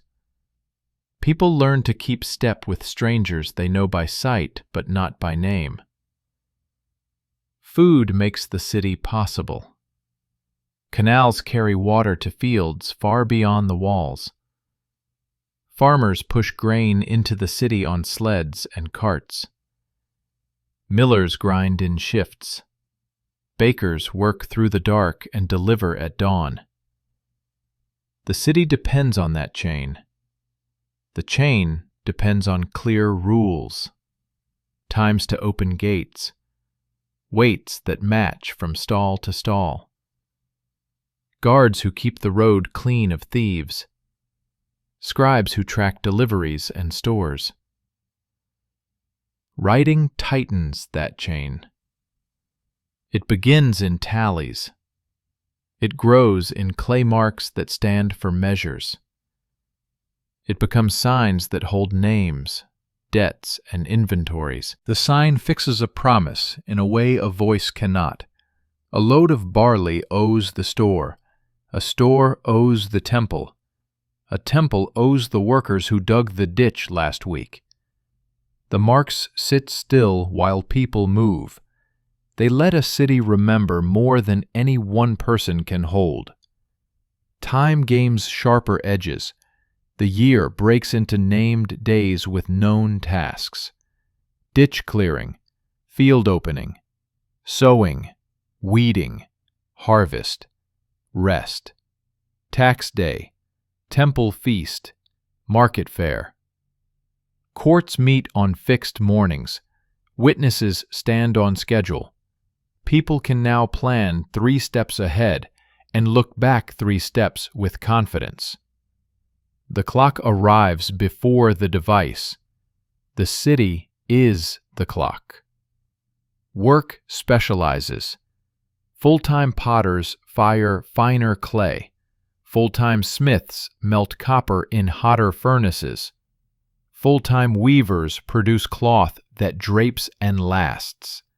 Full-time carpenters join frames that stand true and flat. Full-time builders raise rooms that keep cool with high vents. Each skill improves because hands repeat the same task through years. The city keeps the skills alive and trades their products far. Trade becomes a web. Boats push along rivers with cargoes of grain, fish, oil, and textiles. Donkeys walk across dry lands carrying salt and metal. Mountain people bring timber and stone. Coastal people bring shells and fish oil. Caravans leave in the cool hour and tie their nights to wells known by many. Markets bind strangers into patterns of trust.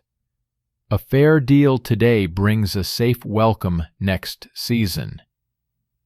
Power finds new ground. A city needs organizers for water, grain, and peace. The role can be service.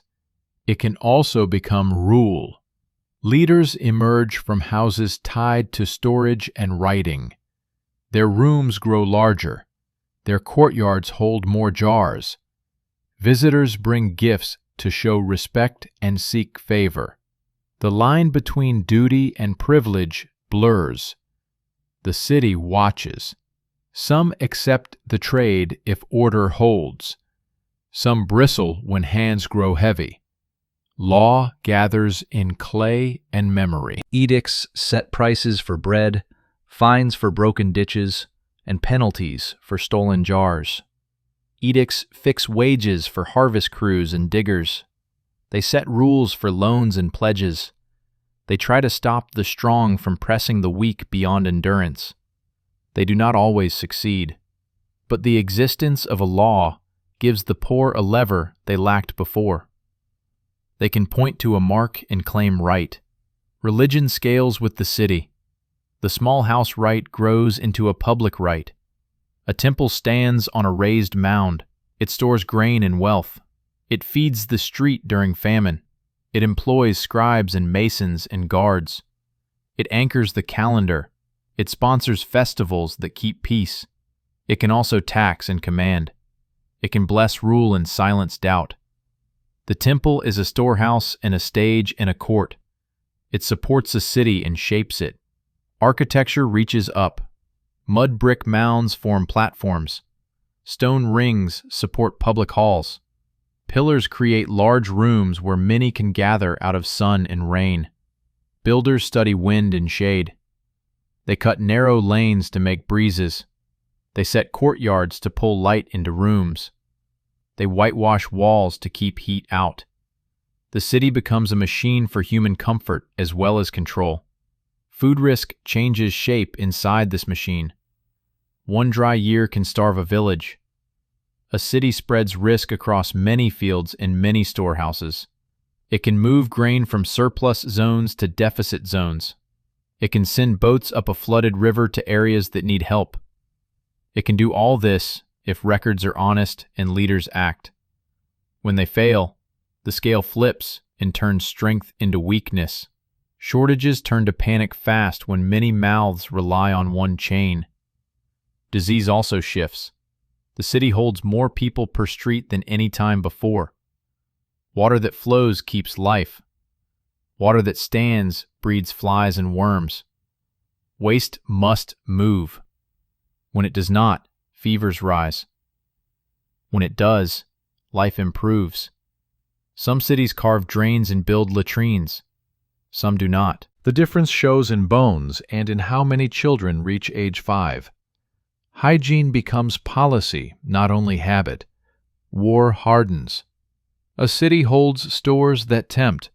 Walls rise higher. Gates grow thicker. Moats fill with water. Guards drill daily. Slingers train on open ground. Archers shoot at painted targets to keep eye and hand sharp. Rulers assemble levies by ward and by block. They arm them from public stores. They count heads and report to a central court. The city makes war a system. It makes peace a system too, using marriage, tribute, and shared festivals. Irrigation expands, then bites back. Canals dry and crush if work stops. They silt if the network ignores seasonal flushes. They salt if fields never rest. Good years hide bad practice. Then a chain of dry years strips the cover and leaves dead land. Cities learn to rotate fields, clear silt on a cycle, and drip water into raised beds rather than flood. The lessons arrive late in some places. Failure writes in salt. Recovery takes generations. Metals change the toolkit.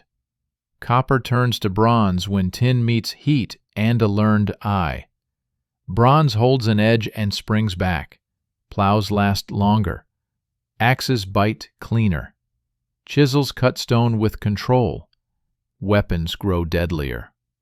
The poor cannot always access the alloy. Armies that can field bronze move borders. Trade routes bend toward tin sources. Whole regions tie their fate to a metal few have and many want. Numbers gain power. Scribes learn place value and consistent measures. Surveyors lay fields again after floods. They pull cords and set pegs and mark corners. Bakers weigh dough to keep loaves uniform. Builders count bricks and predict heights before they lay the first course. Astronomers track stars to predict seasons. Farmers trust those dates. Trust makes coordination possible across thousands of people. Money takes shape as weighted metal and standard measures of grain. A weight of silver buys a sack of barley. A weight of copper pays a crew. Coins will come later, but the idea is present. Value can move across space and time without spoiling. Money lifts risk for traders and focuses theft for bandits. The city tries to guard the flow. Guards walk the road. Courts punish those who break trust. Gender roles shift with scale. In many early towns, women grind, brew, weave, sell, and manage stores at household scale. Men dig canals, herd, and carry loads. The split is not absolute. Women often run shops and inns near gates. Men often spin and weave in some regions. As rule formalizes, male bodies more often stand at walls and in courts. Female hands more often run the economy of food and cloth. Power follows rooms where records and weapons sit. The pattern is not uniform, yet the drift is visible. Children grow up as citizens of a place, not only members of a band. They learn city rules as early as house rules. Do not block a lane with a cart. Do not dump ash into a canal. Do not cheat a measure. Do not cross a temple court with muddy feet. They also learn pride. This is our gate. This is our field system. This is our right for the first rain. Civic identity reduces friction. It can also feed conflict with neighbors when pride turns into scorn. Art follows wealth. Palaces and temples buy labor for music, sculpture, and paint. Artists learn to plan large works. They measure, sketch, and rehearse. They sign their work with styles known across the region. Beauty becomes a craft with schools and rules. Critique appears. So does innovation that answers taste, not only need. Memory scales again. Writing records myths, contracts, and court decisions. Stories fix into long forms. Heroes travel across lines of script as well as roads. Law codes set precedent. A student can learn from a tablet written by a hand long dead. Knowledge lasts beyond voice. Authority shifts from elder to archive. That shift can protect truth. It can also freeze bad ideas if copying replaces testing. Schools that question stay alive. Schools that only recite turn brittle. Climate still decides outcomes. A string of cool, wet summers helps grain. A string of hot, dry summers cuts yields and fills canals with dust. Volcanic ash in the upper air can ruin harvests without warning. Cities that hold variety in fields survive better. Cities that hold reserves in several places recover better. Cities that can move people and food quickly bend and do not break. The lesson repeats across ages.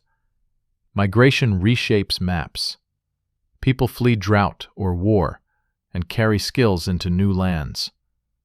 They teach irrigation where it did not exist. They learn terrace farming from mountain folk. They bring seed that raises a new staple in a valley that needed one. They also bring claims that collide with older claims. Host and newcomer can blend or burn. Policy and story decide which path a city takes. The plow meets the hill and learns humility.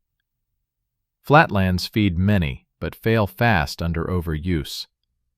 Hills can feed many if held with terraces. Dry stone walls catch soil. Small basins catch rain. Diversified patches lower risk. These methods take more hands at first. They pay off in stability.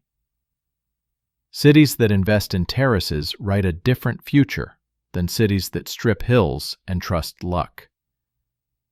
Suffering becomes visible in numbers that a scribe can write. Grain shortfalls, price spikes, debt lists, orphan counts, temple rations. Cities that meet these numbers with action keep their people. Cities that ignore them lose the poor first, and then the rest. Food policy is not modern, it is ancient and central. The record says so in clay and bone. Bureaucracy grows, it can serve or choke. A simple fair rule helps many. A dense net of petty controls crushes work and invites bribery. The line is thin. The cure is feedback. If leaders listen at the square and at the canal bank, rules track reality. If leaders hide behind walls and talk only to their own, rules drift and damage grows. The city survives on information more than on bricks. Cultural mixing strengthens cities. A market that hears 5 languages sells more and fights less. Children who learn 2 scripts solve problems with flexible minds. Cuisine that blends grains, legumes, and spices feeds bodies better. Music that merges scales draws crowds. Some elders frown, yet the city that mixes well outlives the one that fears change. Flexibility at the edge beats purity at the center. Violence does not vanish in the city. It changes form. Fights move from open ground to alleys. War moves from ambush to siege. Domestic harm hides inside thick walls. Good record-keeping and fair courts bring dark acts into light. Bad rule pushes them deeper. Safety is not a gift. It is built daily with trust, light, and law. Cities that grasp this flourish. Cities that forget it crack. Energy use rises. Wood feeds kilns and ovens. Timber frames roofs. Forests recede from city edges. People walk farther for fuel. They learn to use dung and reed. They learn to plant fast-growing trees along canals. They learn to share ovens instead of firing many small ones. The poor adopt these savings first because they must. The rich follow when shortage touches them. Transport shapes growth. Roads harden with gravel. Bridges cross canals. Ferries run on schedules. Pack animals rotate loads so none collapse. Small improvements shift entire markets. A day saved on the road can decide whether a town eats. The city with the smoother road pulls trade from the city with ruts. Measurement becomes a civic virtue. Scales hang at gates. Inspectors stamp weights. Fraud falls when checks are common. Merchants complain about delay and then accept the gain in trust. Standard measures lower conflict and let strangers trade. The city becomes a peace treaty made of numbers. Education broadens. Not only scribes learn to read. Merchants learn numbers. Builders read plans. Healers read lists of herbs and treatments. Priests read hymns and law. Children from many homes attend schools held in courtyards. Rules of writing and sums spread. Minds change when marks become speech in the head. Health work stabilizes. Midwives share methods. Healers record case notes. Bathing places become regular stops for workers. Clean water lines extend farther. Quarantine appears in simple form when fevers strike. These practices save lives even without germ theory. Habit and observation carry knowledge across generations. Artisans organize. Guilds form to teach, test, and protect. They keep standards high. They guard secrets that give an edge. They also resist change when it threatens income. Balance returns as a theme. Innovate enough to stay useful. Hold enough to keep identity. Cities that find this balance keep crafts alive. Debt reform appears again and again. Leaders cancel arrears in crisis to free labor and prevent revolt. They do it with announcements and with rituals. The practice angers lenders. It also prevents collapse. The best cities set rules that stop debt from chaining families across generations. The worst let small shocks become permanent losses. Food culture matures. Bread types multiply.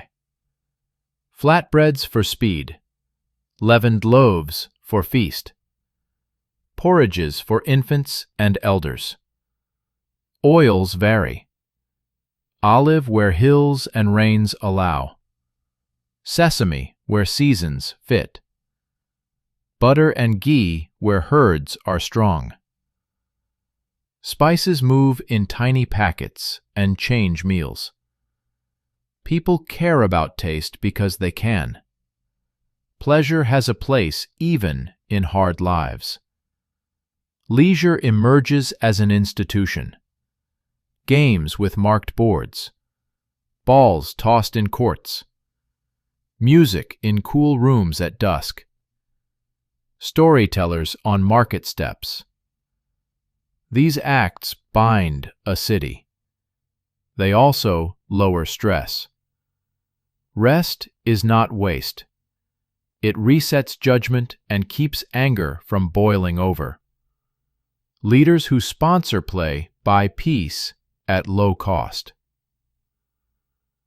Women's work gains visibility and also constraint. Weaving shops fill with looms. Beer houses open near gates.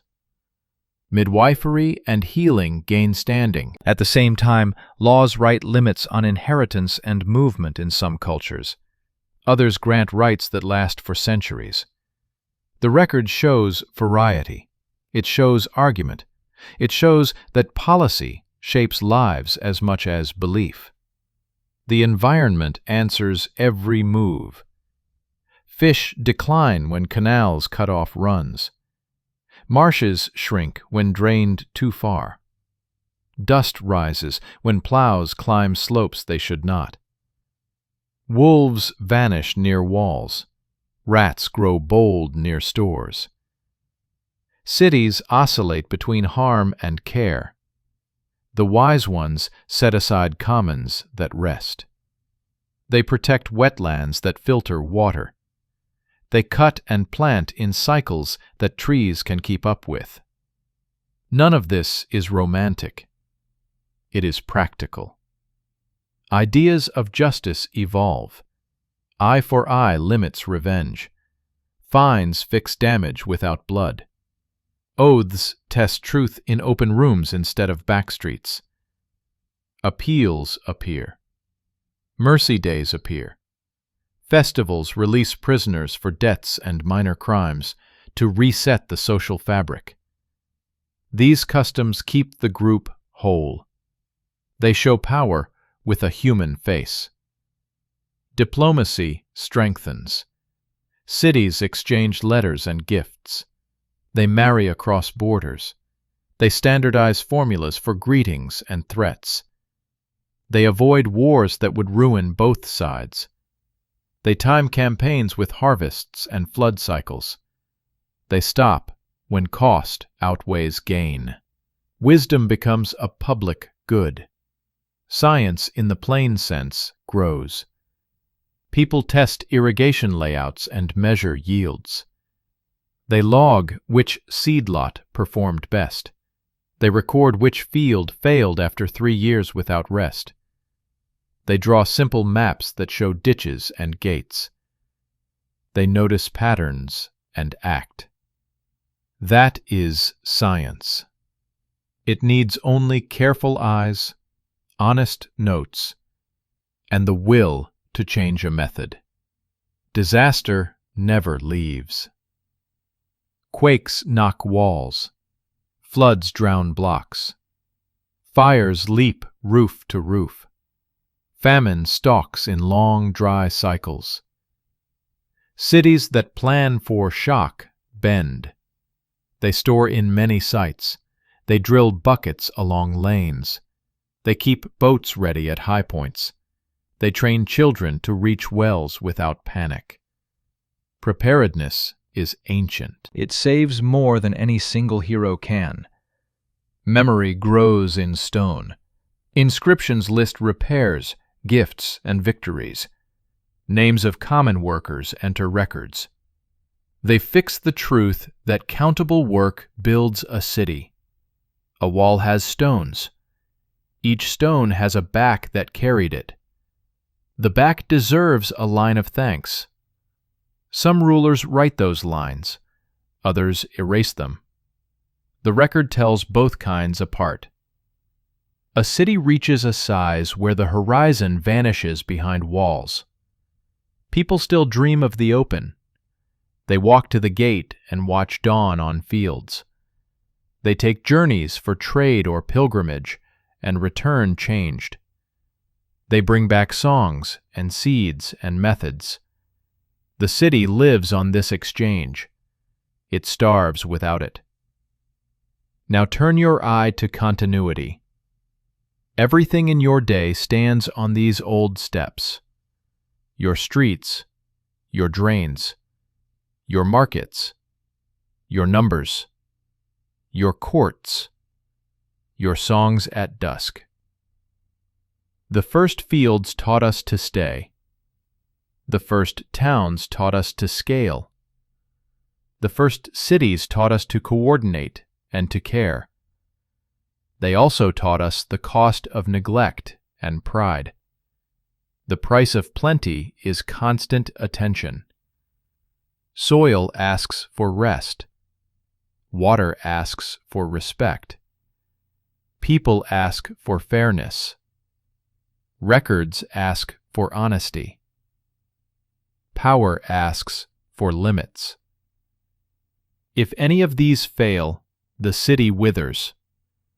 If enough of them hold, the city thrives and passes its gifts forward. End with one person again. They stand on a flat roof as evening cools the brick. The city hums. A boat knocks a piling at the quay. Voices rise from a nearby court. A flute sounds from a courtyard. The person looks at the sky and finds a bright star they use to count nights into the next feast. They think about a complaint they will lodge tomorrow about a blocked drain. They think about a son who carried a ledger today without error. They think about a friend who leaves at dawn with a pack of wool to trade upriver. They think about a field day next week, when the ward will send crews to clear a feeder canal. They breathe in smoke and bread and river. They feel the weight of law and schedule and promise. They also feel safety and pride. Their life depends on many. Many lives depend on them. The bargain holds. It always has. Roads, empires, and the return of movement. Morning light hits a city gate. Traders gather with packs and hopes. Soldiers check straps and count rations. Scribes hold reed pens and wet clay. A bell sounds. The gate opens. The road pulls people outward like a river. Cities feed on fields near their walls. They also feed on places far away. Roads make that reach real. A beaten track becomes a lane. A lane becomes a highway. Stones set in earth keep carts from sinking after rain. Milestones mark distance. Inns rise at a day's walk. Wells dot the route like beads on a string. You can cross a continent, one bucket at a time. Empires grow from this habit. A strong house takes charge of canals and roads. It sets law along the way. It collects grain and silver to pay troops and crews. It sets storehouses at key points. It standardizes weights. It fixes a day when taxes due. People accept that trade because they gain peace on the road. Bandits learn to hide. Guards learn to ride fast. A horse changes the speed of life. A wheel changes the load. A light cart and a trained team turn a week's walk into a day's run. A courier can carry news from a capital to a frontier while the message is still warm. You can send help before a crisis grows teeth. Power starts to live in time more than in distance. Chariots arrive early where planes allow. They flash and frighten. They need flat ground and trained pairs. They shine in parades and the first wars of kings. Cavalry replaces them in time. A rider with a strong bow makes hills and broken ground friendly. Herds on the steppe teach this skill. Nomads turn speed into strategy.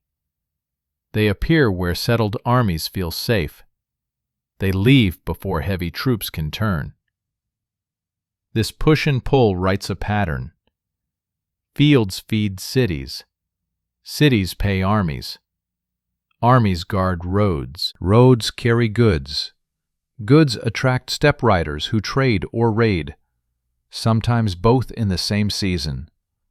Borders become zones of contact. Covers and codes flow both ways. You can find steppe styles in city saddles. You can find city coins under nomad tents. Money grows teeth. Coinage lets value travel in a pouch. A stamped piece sets weight and purity. A face on one side claims trust. Coins pass in markets and barracks and inns. They jingle in dreams. They also pull prices up when rulers mint too many. People learn to spot good silver by bite and ring. They prefer coins with a familiar stamp.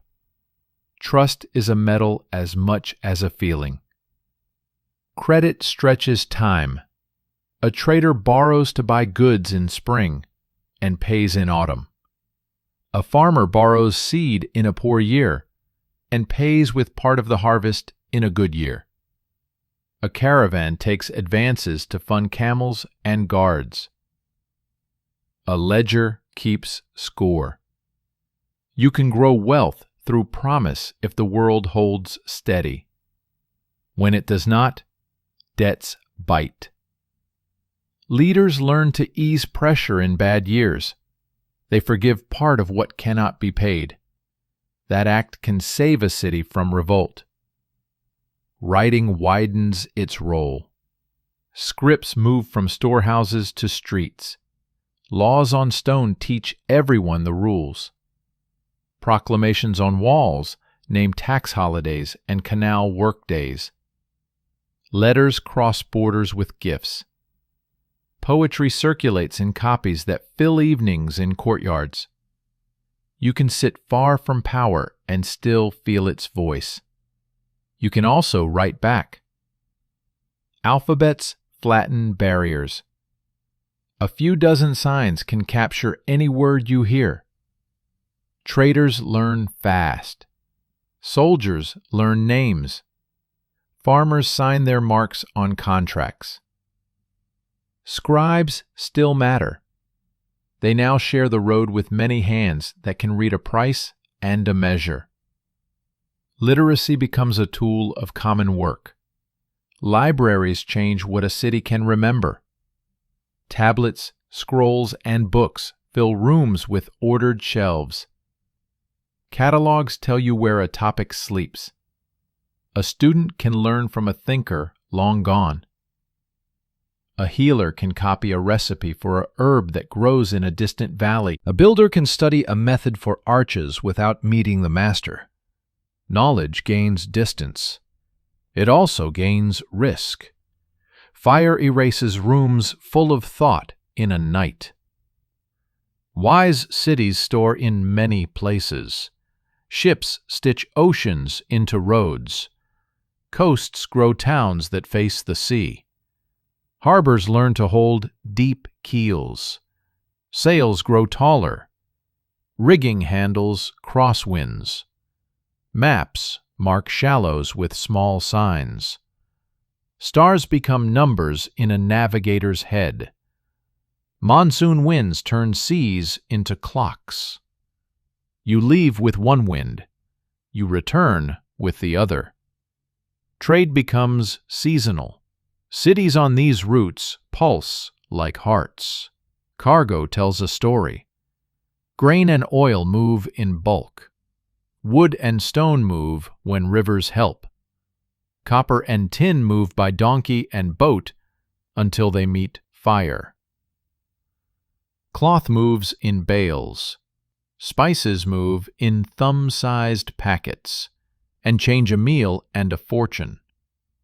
Ideas move in songs and stories told to pass time at anchor. A sailor carries a recipe home. A priest carries a hymn.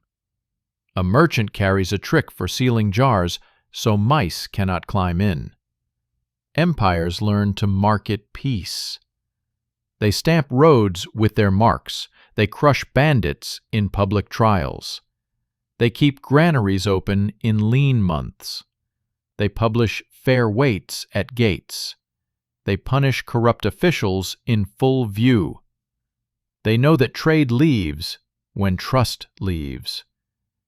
They guard the appearance of justice with the same force they guard walls. Yet empire holds danger.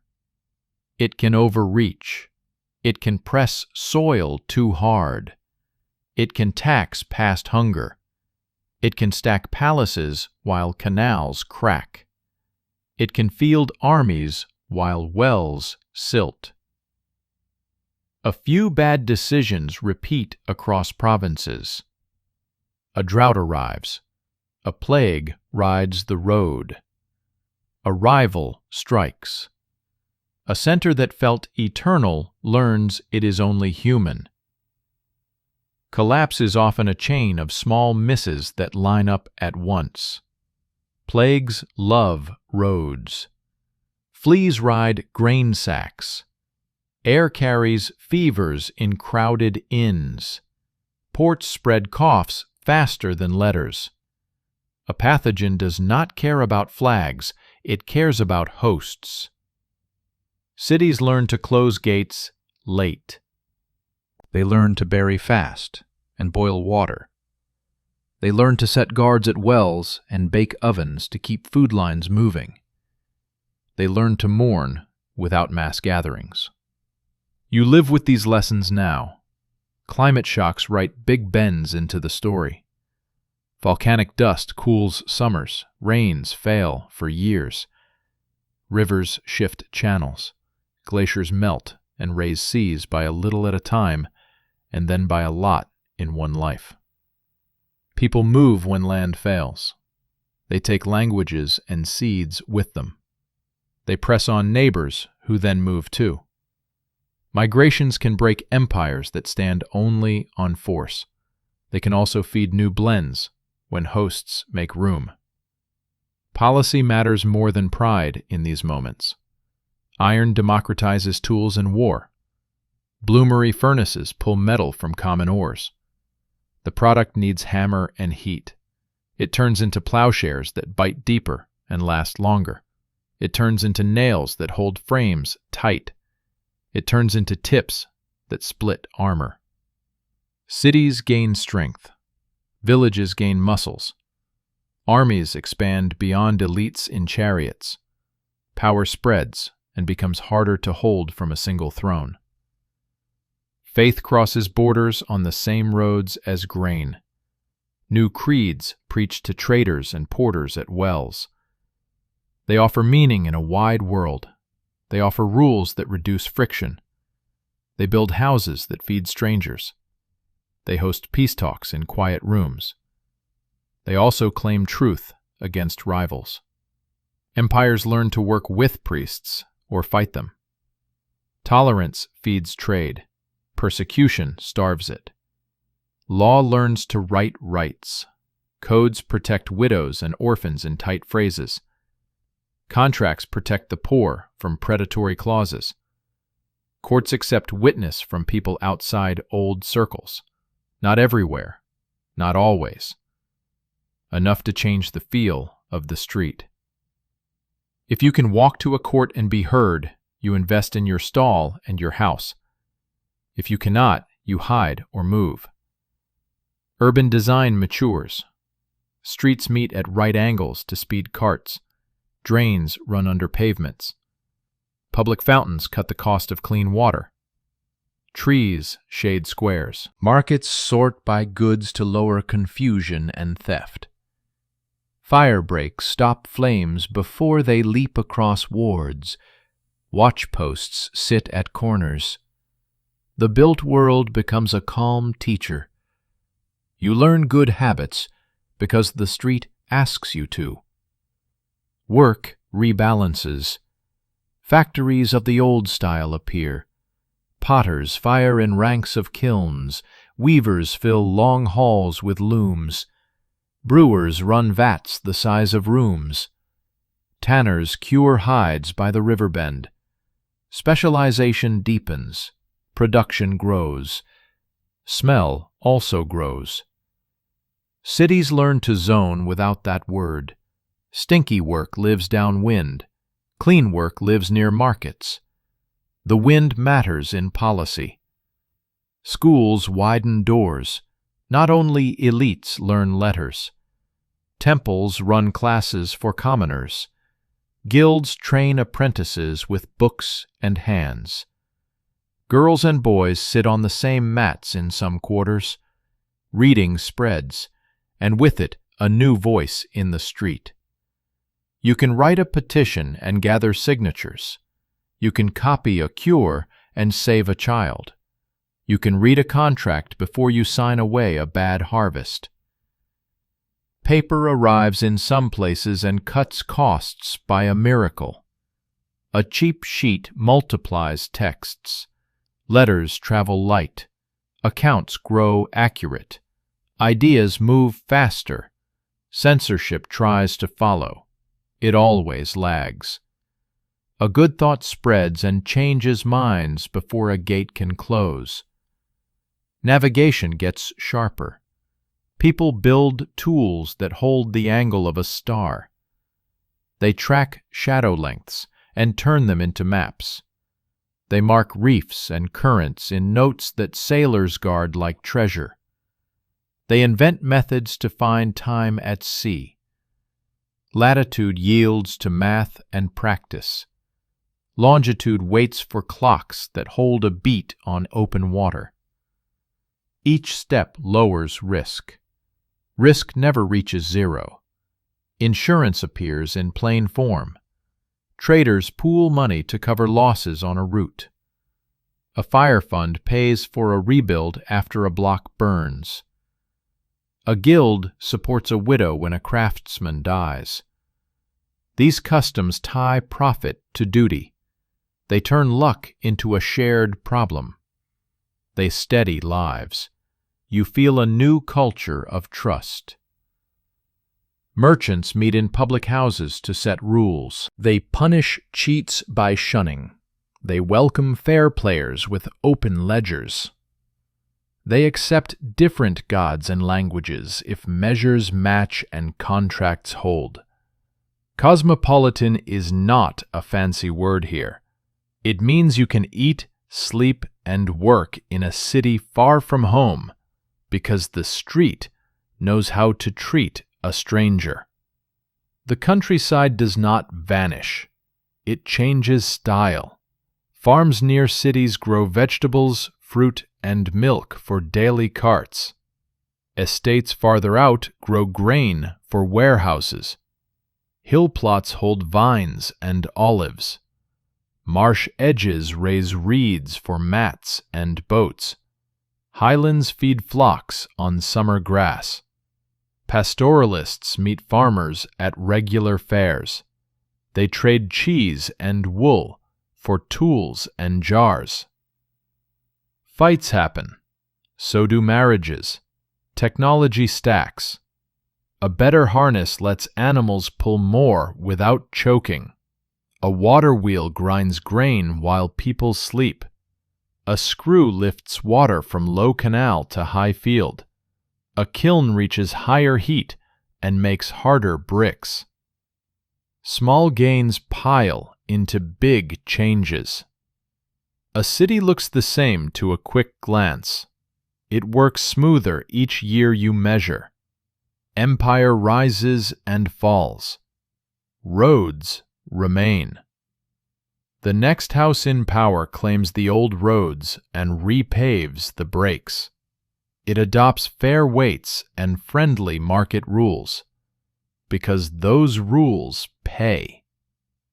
Conquest destroys at noon and copies at dusk. You can track this in loanwords, recipes, and coin designs.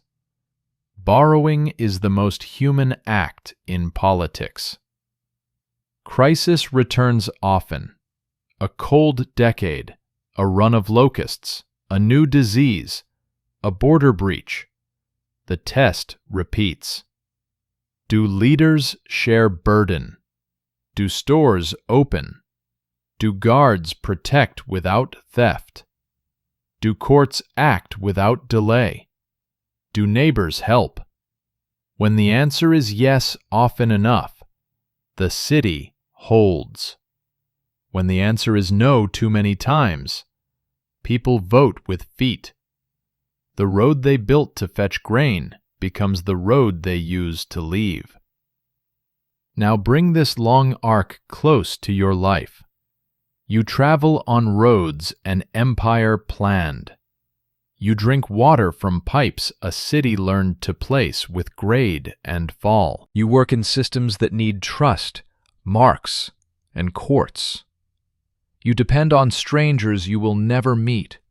Your safety rides on a blend of law, habit, and shared stories. Your food crosses distances every day. Your health depends on drains and air that move. Your money is a promise you accept because others accept it too. None of this is automatic. It needs care. It needs honest measures. It needs repair crews and fair judges. It needs teachers and healers. It needs traders who keep deals even when no one watches. It needs leaders who remember that canal crews and midwives hold a city together as much as walls do. Walk a road at dusk, in your mind. Dust lifts. A string of donkeys moves slow under sacks. A cart rattles with jars. Children run in the strip of shade by a wall. A guard nods at a familiar driver. A woman counts coins and hands a loaf with a smile. A singer tests a new song before the market closes. A scribe rolls a reed mat and tucks a stylus into a belt. Above all of it, a thin line of birds crosses the sky toward water. The road is older than the ruler who claims it. The city is older than the law code carved on its gate. The habits that keep both alive are older than any flag. Share work. Keep promises. Fix what breaks. Respect water. Rest soil. Welcome the honest stranger. Teach the child who asks, why? If you do these things, you carry the best of the first fields and the first towns into any future. If you forget them, you relearn them with pain. The story has taught this lesson many times. It will teach it again. So here is the simple truth at the end of this long walk. Movement returned, not as wandering, as connection. Roads did not undo farming. They completed it. Fields feed roads. Roads feed cities. Cities feed minds. Minds feed care. Care feeds fields. The circle holds when each part honors the others. Take a breath. Listen for wheels on stone. Hear the pace of hooves and feet. Smell bread and pack animals and river weeds drying on a cart. Feel a coin warm in your palm. Feel a promise travel from you to someone far away and back again. That is the modern world in old clothes. That is your life on the oldest road we built together. Fire, steam, and the second harvest. Night fades, chimneys glow.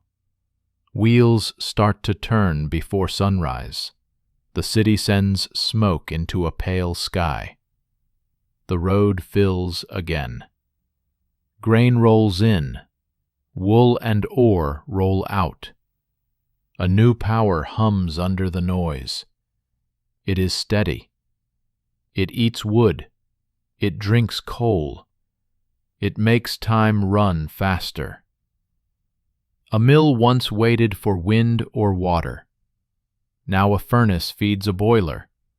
Steam pushes a piston. The piston turns a shaft. The shaft turns looms and saws and drills. The mill no longer bows to clouds or drought. It runs when the owner says it runs. Hours stretch. Output explodes. Cloth grows by the acre under roofs. Boards stack higher. Nails spill from barrels like grain. This change begins with heat. People learn to burn buried forests. Coal burns hotter than wood. It lasts longer. It breaks the limits of muscle and river. Iron melts in bigger pools. Cast parts match one another. Machines clone themselves. A city becomes a workshop with a single heartbeat. Food follows this beat. Fields must feed more mouths in less time. Old tools struggle. New tools arrive. An iron plow shares soil like a knife in an apple. Horses pull more weight with better harness. Seed drills place grain in neat rows at even depth. Fewer seeds waste. More seeds sprout. Yields rise without more land. Transport flips the map. Canals slash travel time for heavy goods. Towpaths pull barges with one horse doing the work of 50. Rail arrives next. Iron rails carry iron wheels across mud and snow with no sink and no slip. Freight flies across a nation in days. Fresh food reaches cities before it rots. Remote farms sell to markets a week away. The season on a plate changes taste and expectation. Cities climb. Brick stacks pierce clouds. Streets roar. Air fills with soot. Work moves indoors for many. Lives run by clocks on factory walls. Wages pay for bread. Bread comes from fields 100 miles away. The link between hand and meal stretches. It does not break. It needs trust like never before. Science steps into the field. People measure soil. They weigh wheat. They test manures. They write down trials with dates and weather and yields. Results pile up. Patterns emerge. Fields ask for nitrogen, phosphorus, and potassium to replace what grain removes. Farmers learn to feed soil on purpose, not by habit alone. Bird guano ships from distant islands. It feeds a hunger in the ground. Ashes from cities go back to farms. Bones get ground and spread. Every scrap of nutrient is worth a cart ride. Then chemists trap lightning in a jar. Air turns to fertilizer. A factory pulls nitrogen from the sky and packs it in sacks. A single plant replaces a fleet of ships. People plant more wheat, more corn, more rice. They harvest with machines that cut, thresh, and gather in one endless pass. A job that once took a village now takes one family and a few neighbors. Time frees. People leave fields. They move to mills. They move to ports. They move to offices that track goods with ink that dries fast. Lives lengthen. Clean water reaches more homes. Soap becomes cheap. Vaccines teach immune systems how to fight. Mothers survive births that once killed many. More children live. The world adds people in great waves. Food must keep up. Fields must feed cities of millions. The margin for error shrinks. Trade grows into a web that wraps the planet. A frost in one country lifts bread prices in another. A bumper crop in a new colony sinks prices in the capital. Grain moves on steamers across oceans. Insurance and telegraph cut risk and time. A farmer in a prairie listens for a bell in a far exchange that sets the price of his crop.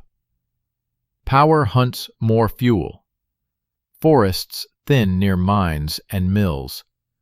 Coal seams go deep. Shafts sink. Lungs blacken.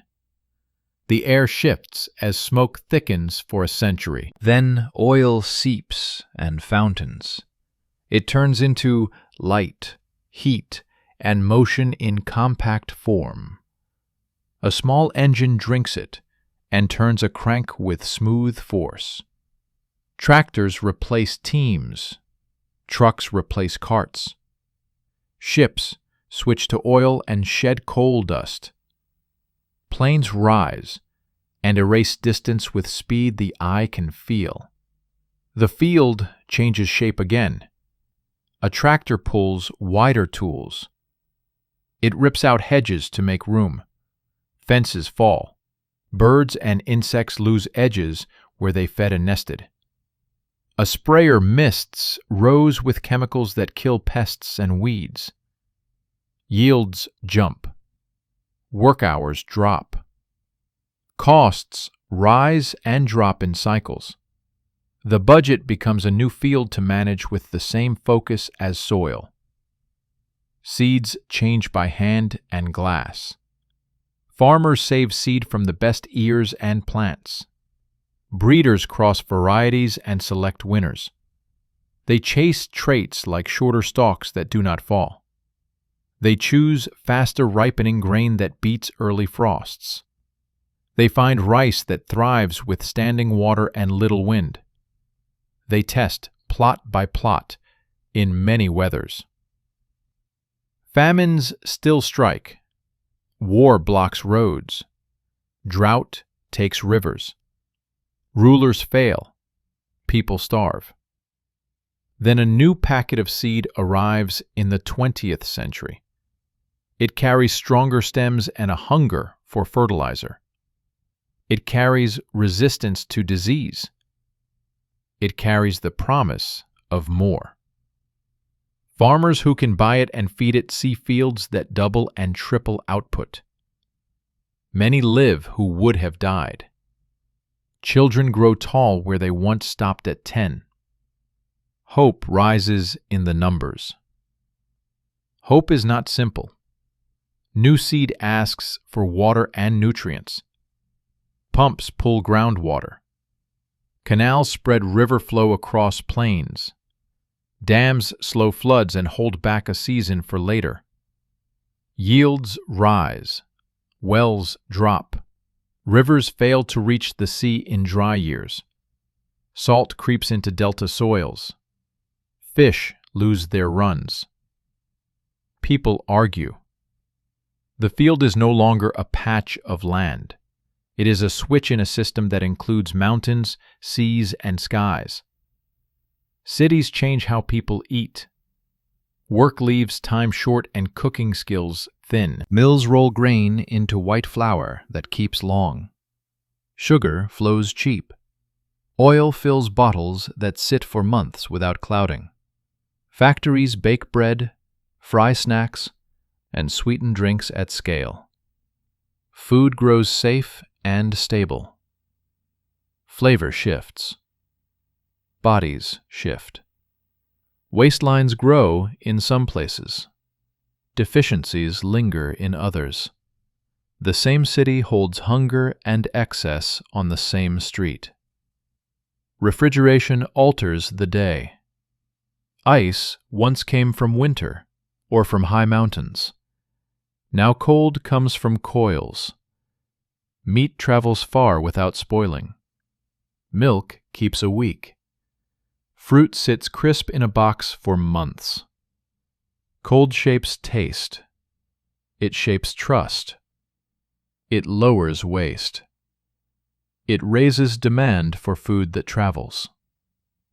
War drives invention and harm. Fields turn to fronts. Villages burn. Ports sink. After war, aid moves in sacks of grain. Seeds and methods cross borders fast. New pests also move, hidden in crates and roots. A beetle rides a train. A fungus rides a ship. A virus rides a person with a cough. The world learns again how linked it is. States count everything. They count births, deaths, harvests, and price spikes. They count drought years and flood heights.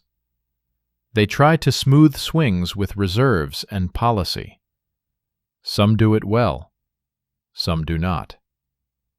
Markets learn to read policy and front-run it.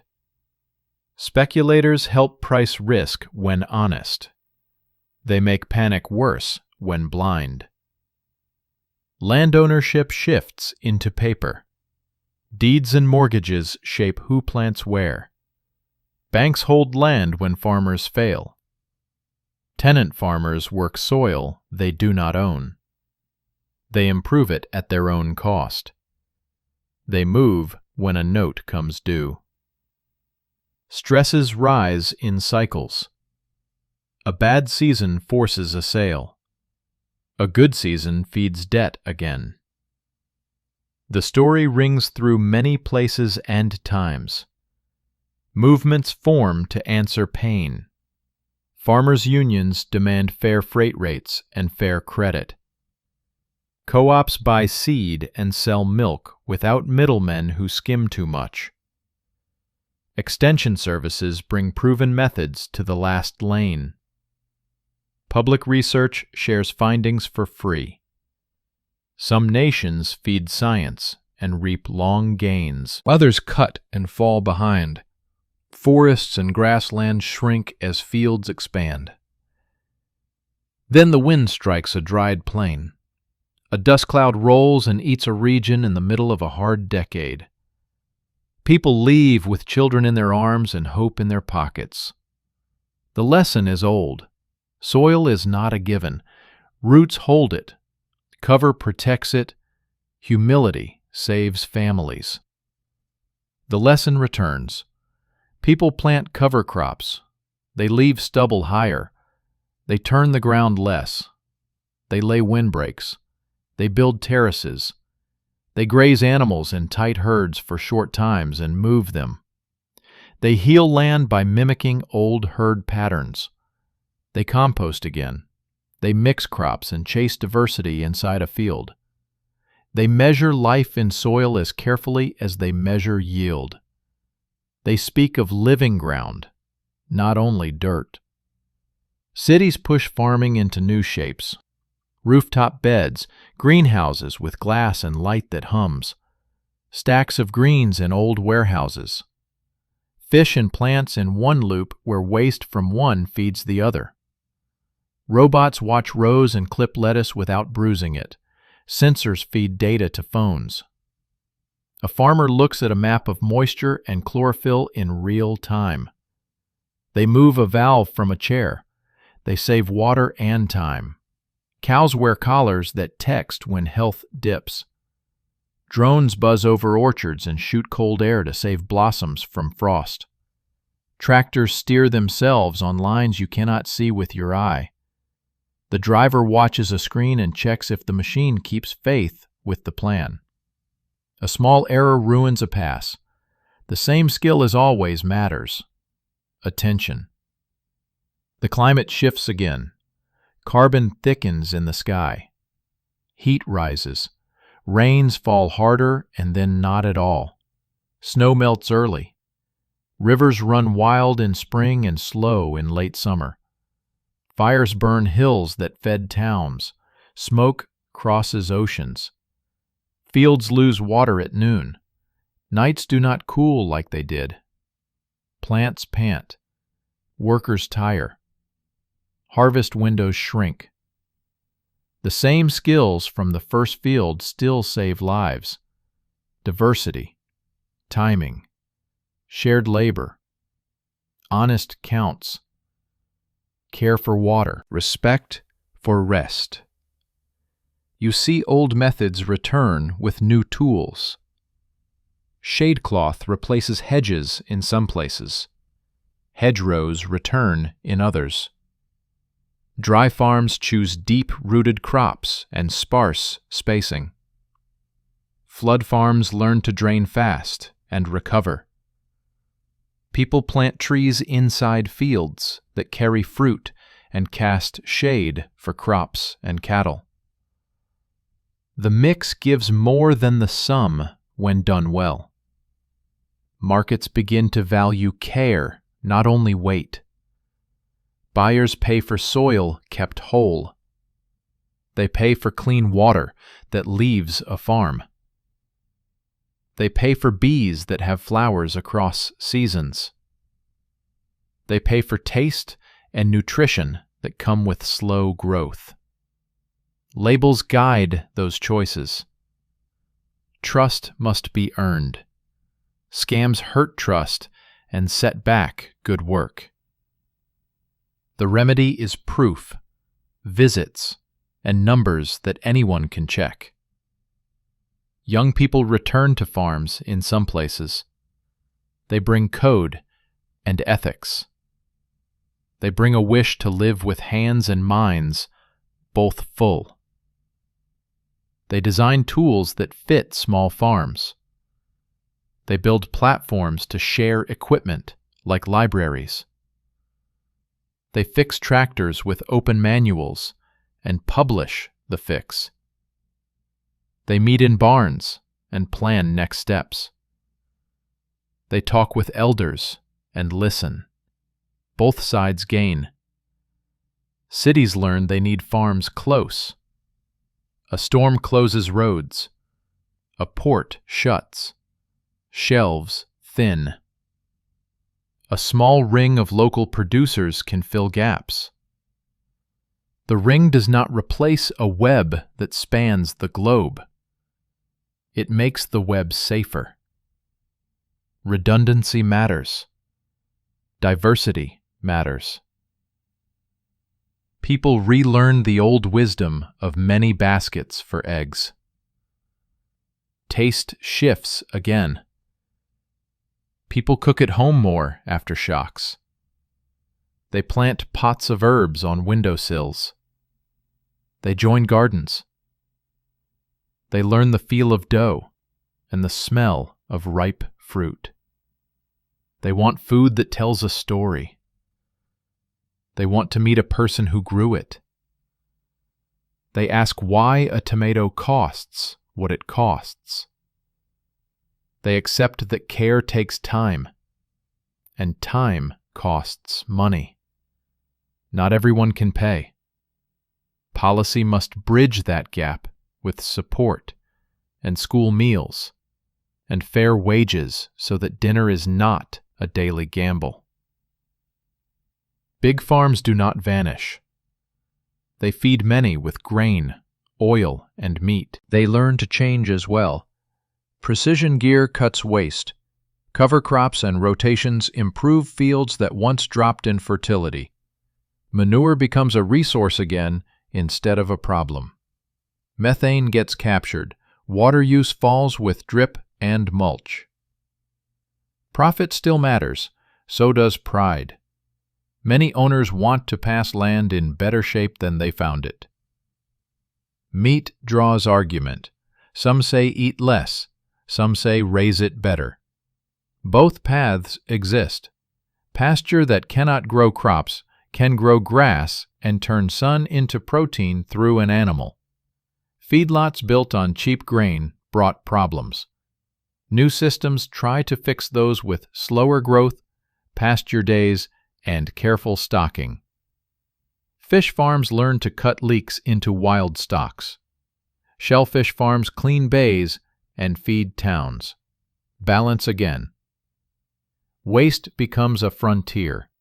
A third of food once died in bins and pans. Cold chains, smart labels, and better planning cut the loss. Apps share surplus from stores to kitchens that feed the poor. Compost turns scraps into soil.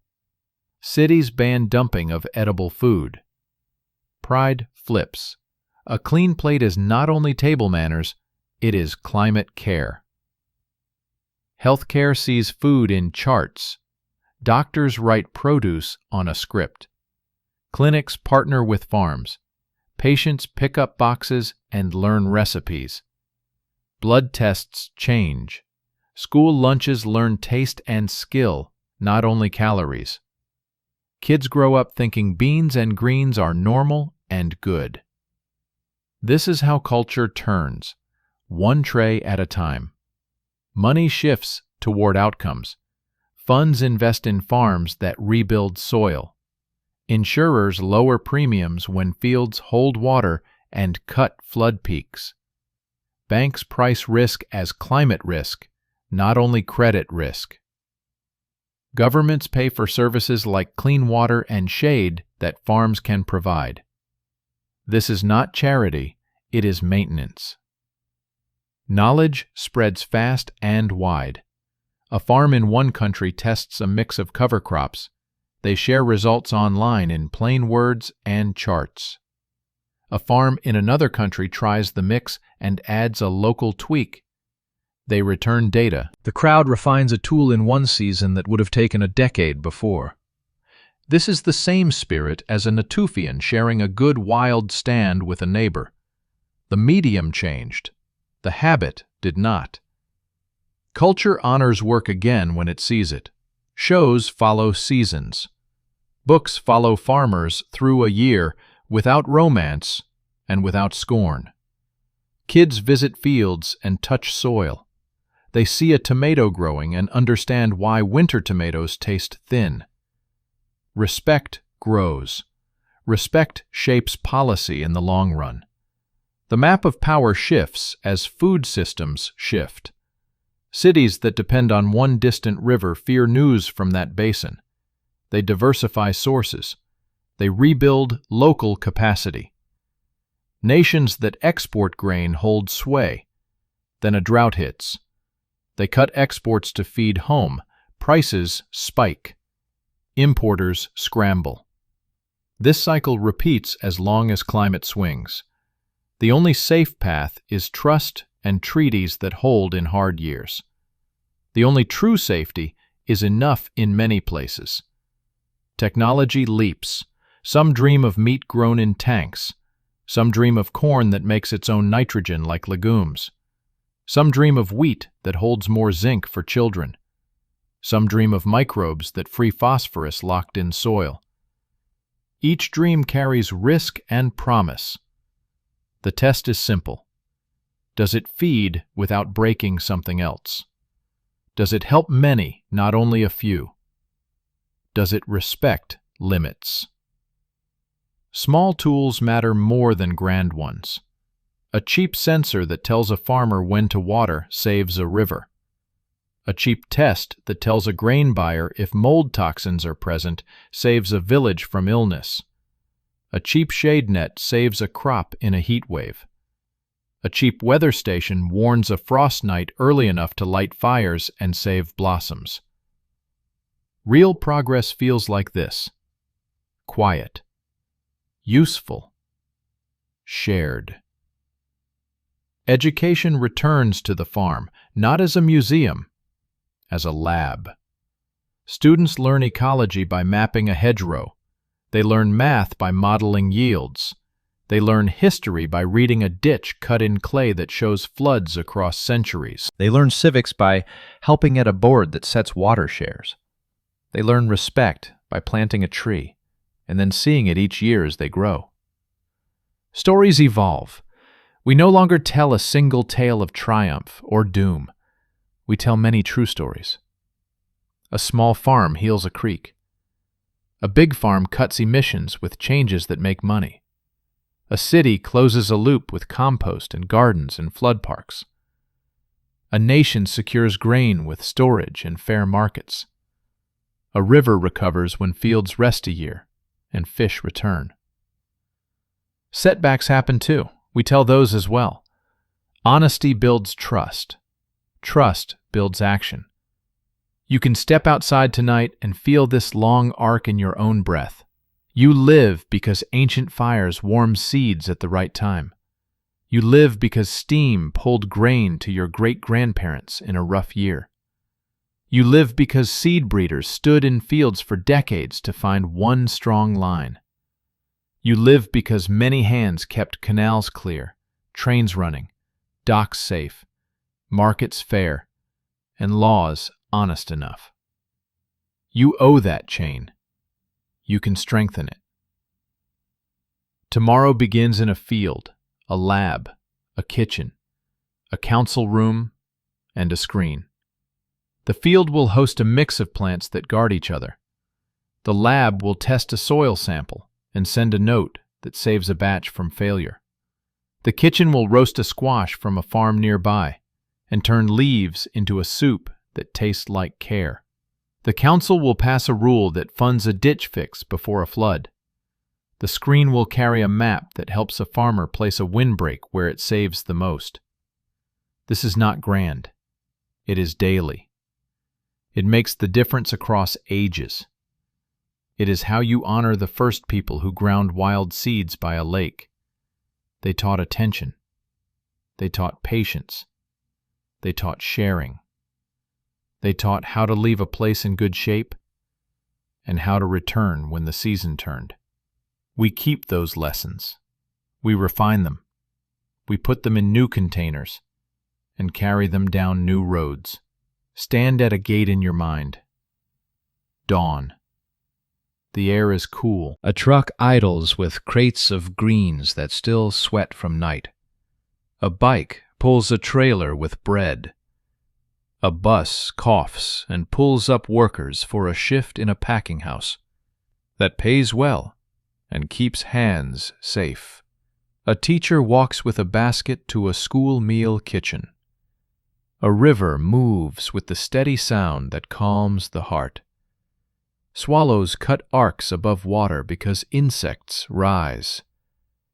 Someone opens a small box and tests a strip. Nitrate is high. They dial a valve and reduce flow. They save money and obey. You feel hope, not as a slogan, as a plan. The plan is simple. Keep soil covered. Keep roots in ground. Keep water clean.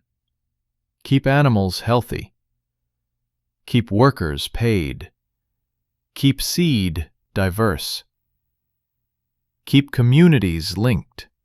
Keep numbers honest. Keep tools shared. Keep learning moving.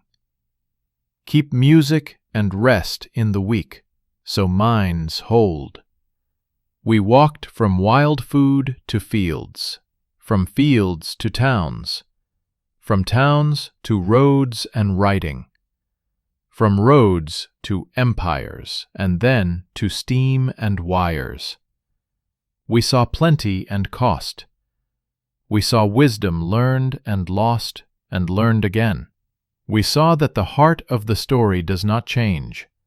Attention, care, fairness, limits honored, gifts shared. Take a breath now. Feel your ribs move. That movement runs on food.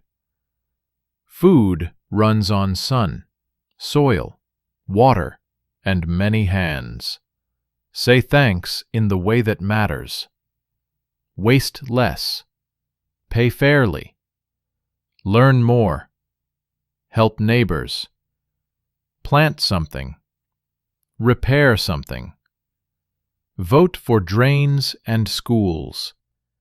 Speak up when rules drift from truth. Listen when a field worker tells you what they need. Pride grows from acts like these. The second harvest is not only more grain. It is wisdom. We grow it when we marry new tools to old sense. We harvest it when we accept that we are part of a living system that does not forgive despise. It rewards respect. Night returns. The mill slows. The last truck rattles home. A fox crosses a lane and stops to listen. Water slips past reeds.